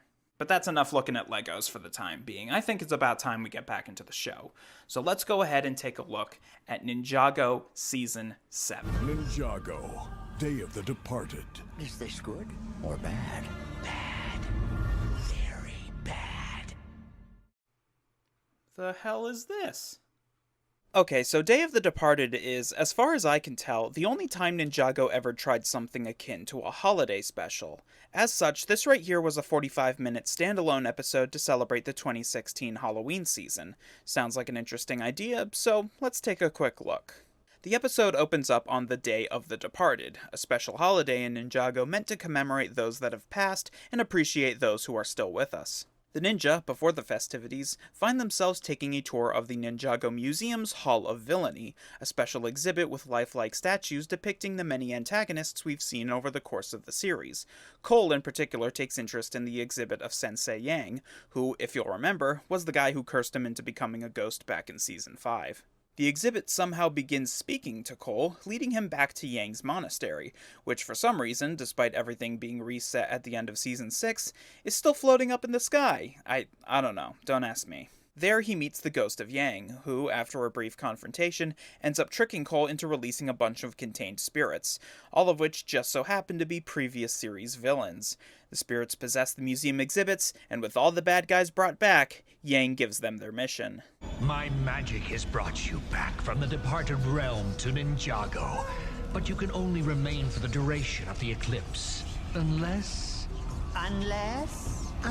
you destroy the ninja who destroyed you. Use your departed blades, and you will take their place among the living. The ninja are dispersed around Ninjago, and you will have revenge. Did someone say revenge? I want in.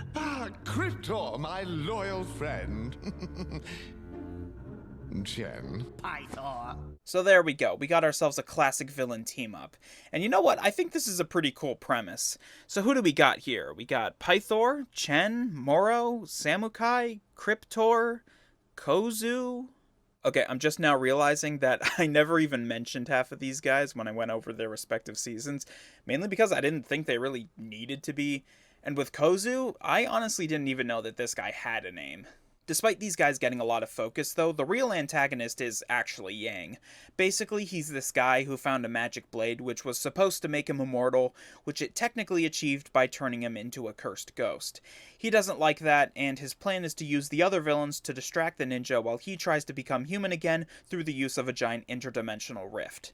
So, you know, normal Ninjago stuff. Anyways, the villains each decide to go after a specific ninja to take them all out. And when it comes to these guys, something I thought was pretty cool was what they did with Moro. At the very end of Season 5, he actually had himself a bit of a redemption, and they actually continue it here. The guy isn't really a villain, as he ends up warning Wu of Yang's plan and helping him out a bit. It's pretty neat. As for the others, though, of course each ninja ends up facing off with and defeating their respective villain, although the way some of them go out is pretty stupid. For example, Pythor ends up being the one going after Lloyd, and after the whole thing, he finishes the fight by just falling off a cliff. Like, he totally survives and everything, but Lloyd just, for some reason, assumes he's gone and just, like, leaves. Also, another weird one, Cryptor ends up fighting Zane, and just check out how this fight ends. I know your every move. I know how you hit. I know how you will kick. And I know you never give up. Then I give up. Like, what was that? What, he just fell over and died? Jeez, these ninjroids are fragile. In any case, the villains are taken care of and Cole faces off with Yang.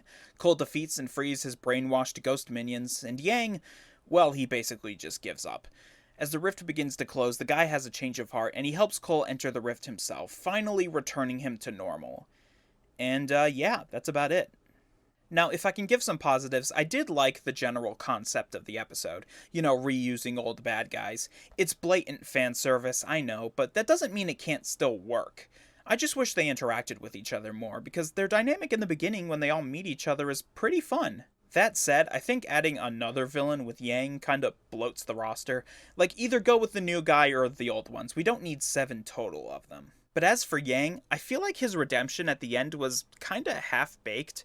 Like, it was pretty easy for Cole to convince him to help out. I like the idea they were trying to go for here. You know, Yang's whole deal about not wanting to be forgotten. I just feel like the execution is a bit off. And speaking of things being a bit off, some of the editing in this special is really weird. To be fair, every season of this show has the occasional weird quirk, but it feels a lot worse here for some reason. Like, there are some really abrupt cuts in this thing. Seriously, check this clip out, and keep in mind, I did not edit this at all. Brace yourselves! It's going to be a hard landing!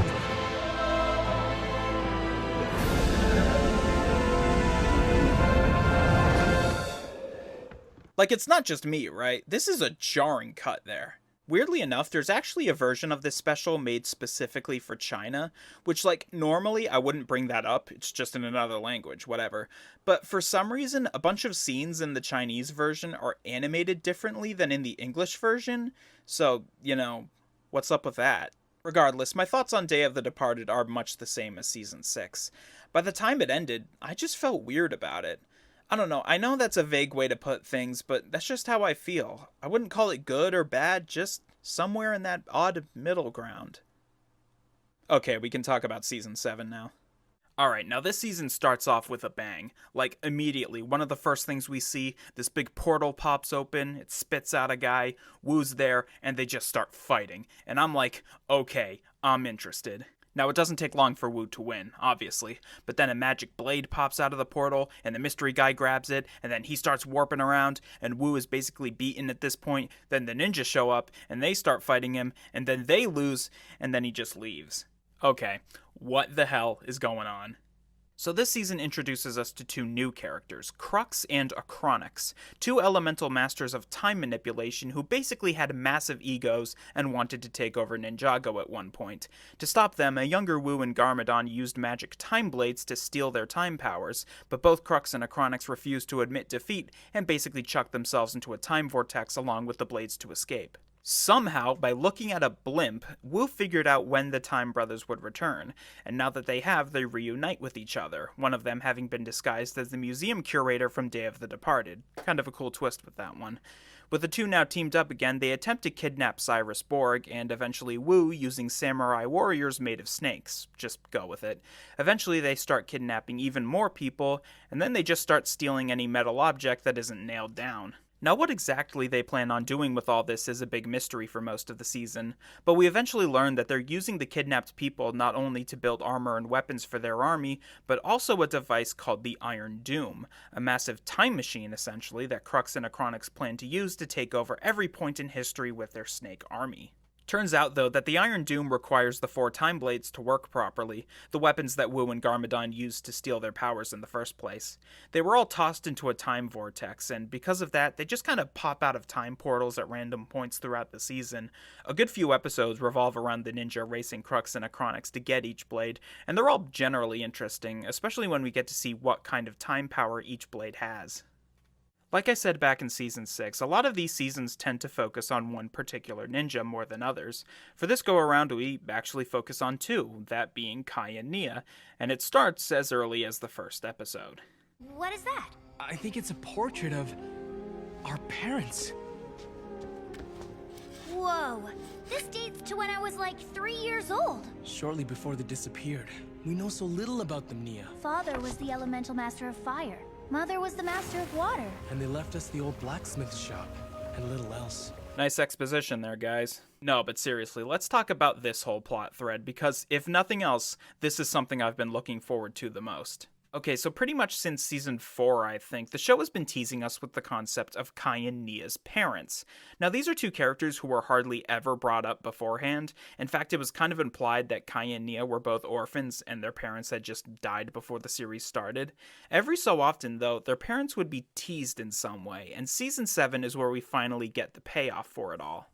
At one point in the season, Kai finds one of the Snake Warriors' helmets, inside of which is a symbol from their old blacksmith shop.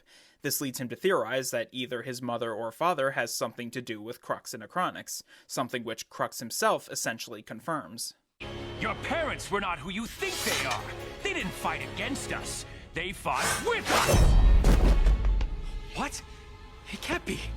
They were heroes! True, they were heroes.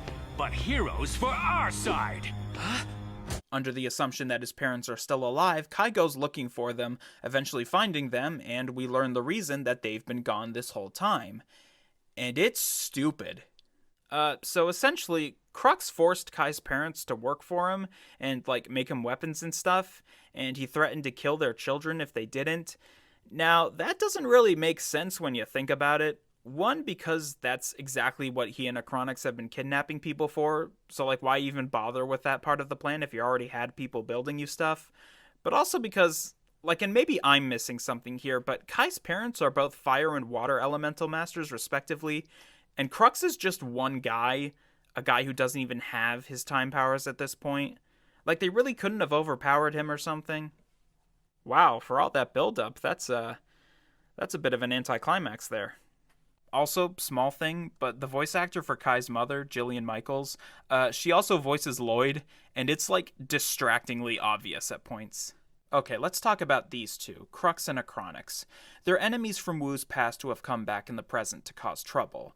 And that may sound a bit familiar, because, like, haven't we already done this before?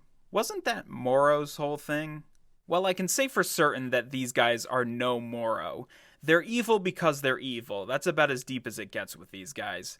Seriously, these have got to be one of the most generic villains we've seen in this franchise so far. There is almost nothing interesting about them. In fairness, though, they do kind of have this fun dynamic where, like, one of them is really into modern technology while the other one hates it. I don't know. It's something. Incredible! A wall-mounted window for displaying 30-second dramas! Those dramas are called commercials. Cynical films playing off consumers' insecurities to convince them to purchase that which they do not need. So cool! Now here's something I wasn't expecting. I think I've mentioned this a couple times, but for the past few seasons, our buddy Wu here has always had some reason to get kicked out of the main plot. Like, he's pretty much always been in the background for a while now, even when he has a good reason to get in on the action. Season 7, on the other hand, actually gives him some plot relevance for a change. In his fight with Acronix in the first episode, Wu is hit with something called a time punch. This screws his body up in the sense that he starts to rapidly age, about 1 day an hour, he guesses. And given how old he already is, yeah, it becomes clear that if something isn't done soon, the man isn't going to be around for much longer. I think this is a pretty good way of adding tension. I mean, hell, this franchise has killed off main characters before, even if killed is in massive quotes there. Even still, at least it gives Wu a reason to be a little more involved here, as his life or death is kind of a big stake in this plot. If we can switch gears a bit here, here's kind of an interesting subplot that got me intrigued. At one point, as they're running around grabbing a bunch of metal, the Snake Army steals Nia's old Samurai X equipment. Later on, we see the suit actually getting used by someone, but we don't actually get to learn who it is. There's a scene in a later episode where Nia tracks down the mystery person, and despite them ending the encounter on good terms, we still aren't given the true identity of whoever's inside the mech suit.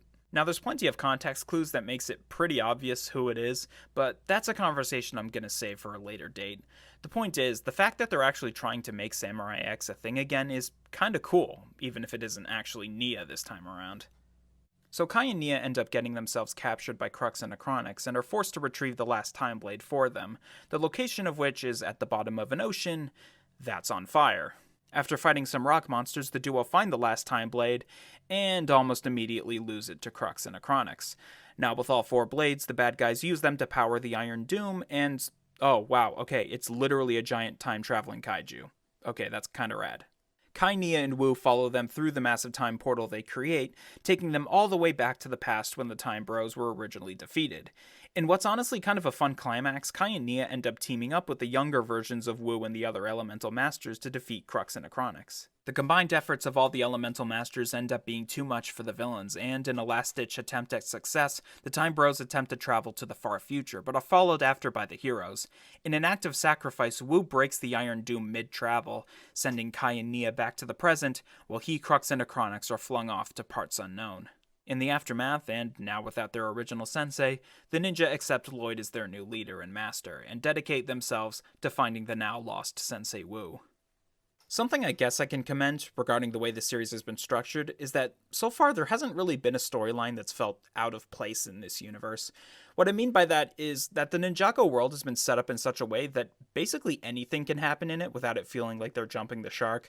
Anthropomorphic snakes? Sure. Genies? Why not? Time travel? Let's give it a go. That's why this season mostly works, because it's not too outlandish of a story arc. I mean, it helps that they've done a time travel story before, but still. As for other things that work, I do like the idea of Crux and Acronix as minions. You know, those snake warrior guys. It's a fun idea, these soldiers that can reform themselves once defeated. There's this thing they do a couple times where a bunch of them combine themselves into one bigger guy, and like, that's kind of cool. I noticed there's this sense of trying to get on track with this season, you know, trying to put the characters in a better spot. Wrapping up the mystery with Kai and Nia's parents, making Samurai X a thing again. The ninja have an actual hideout for the first time in quite a while, as we learn that they're repurposing Yang's old temple. I don't know if I would call it course correction necessarily, but I do like that there is an attempt to leave things on a more concrete note. And maybe it's for that reason that I see Season 7 as being a slight step up from the 6th. I mean, it's the first time in a while that I was actually excited for the next episode, so make of that what you will. The disappointing conclusion to Kai and Nia's parents' mystery kind of brings things down a bit, and I would still consider Seasons 4 and 5 to be better overall, but hey, at least this one doesn't have some cop-out ending. Even still though, as I was wrapping up Season 7, I started to realize how stagnant, I guess, this show is starting to feel. Like, every season for the most part has the same plot beats, they're relying on the same things to stay interesting, and we're at a point now where things aren't really going anywhere anymore. Compare this to the first couple seasons, where characters are in a much different place at the end of the season than they are at the beginning, and you can kind of see what I mean. We're just not making that kind of progress in this show anymore. I mean, there are a few instances of trying to spice things up, but by now they're too few and far between. What I guess I'm saying here is, maybe it's time for things to change. So this is the first time I've really had the chance to show this off. I got this really nice sign for Christmas. Like, it's really nice looking. Look at that. It's my my YouTube handle. And I've wanted to show it off a couple times, but I haven't really been in a good spot to show it off. I would just, you know, hang it up against the wall here, but I don't want to go and make a bunch of holes in this wall just to have it up here for like a couple minutes. So I want to use it more. I want to show it off more in the background, but I just want to show you. I'm showing off here. Showing off that I got this. The final episode of Ninjago Season 7 would air on May 26th, 2017, after which the series would take an 11-month hiatus, one of the longest stretches of time between seasons. And this was actually for a very good reason, as in September of that same year, something rather significant was about to happen. That being the LEGO Ninjago movie, the franchise's full theatrical debut, and the single piece of Ninjago media that changed everything. Kind of. It's a bit of a milestone, and we will be taking a look at the LEGO Ninjago movie next time. Yes, like I said at the end of part 1, this is only one chunk of a larger multi-part project. Ninjago is a large topic, and I think it's just better for everyone if we split it up into more digestible segments. So once again, this is where we are going to be putting a brief pause on our Ninjago journey. If you've been following the adventure up to now, then, you know, I just want to say thank you. Thanks for being a part of this. You know, I do genuinely enjoy working on these larger projects, and, you know, any kind of positive feedback I can get it's really very much appreciated. Okay, so this is the part of the video where I kind of go into more personal stuff, kind of, you know, what's been happening with me as, you know, I've been doing this project. And I know not a lot of people care about that, so if you're not really interested in that, then you can click off, you know. The Ninjago stuff is done, you can click off, I won't judge you. So, looking back, I'm actually really disappointed in how long it took me to, you know, actually get this video done. And to put it into context, I started working on this video in November of 2024. And as I'm recording this, it is March of 2025. So, you know, it's been a while. The reason really is because I just chose the worst possible time to start working on something this big. Because, you know, like, think about it, the beginning of November, that's like the beginning of the holiday season, which is just a naturally busy time. And that meant I was working a lot more hours at my actual job, the one that I actually get paid for, which, embarrassing truth, I work retail. Then right afterwards, right after Christmas and such, I started working a lot longer hours for a few weeks there, because that's the thing they don't tell you about retail. The busiest time of year, it's not during the holiday season, it's right after. But anyways, I was working a lot, and that didn't leave me much time to work on this video. Then I got promoted, and that meant I was working even more hours, and that left even less time to work on this. And then I made a New Year's resolution with myself where I wanted to get a video out once a month, and then I spent most of January working on a video about Silent Hill 2, and then I got about halfway through, and then I realized that I am not the kind of person who should be talking about Silent Hill 2, so then I scrapped that, and then by that point it was almost February, and there was like a solid month where I wasn't working on Ninjago at all, and the point is, this process took a lot longer than I wanted it to. And it kind of bums me out because I was so on top of part 1. Like, I was in and out of that project in like 2 months. Granted, I had a lot less I had to work with, and I had a lot more free time, but still. And it kind of worries me going into part 3. Because I intend on that being the final episode. I kind of envision this as being like a 3-part project. And if you know your Ninjago history, then that might be raising some red flags, because you're think about it, that means I have, not only everything associated with the movie to talk about, but I also have like 8 seasons of the show still to go over, not to mention everything I haven't talked about yet. Part 3 is going to take a while. I'm not going to wait as much time between finishing this part and starting the next than I did with parts 1 and 2. And there are still some videos I want to get out in the meantime. I have a lot of ideas I want to work with. I do enjoy these, like I said, I do enjoy these bigger projects, but they are quite a time sink, and it's nice to just have some smaller stuff I can work on, But yeah, that's about all I have to say. If you've been enjoying the Ninjago retrospective, thanks for watching. Stay tuned for more stuff. I've definitely failed in my 1 video a month New Year's resolution, but I still think we can make this a good year. Anyways, that's about all I've got to say. Thanks for watching. Like, comment, subscribe, all that good stuff. And yeah, video's over. You can click off now.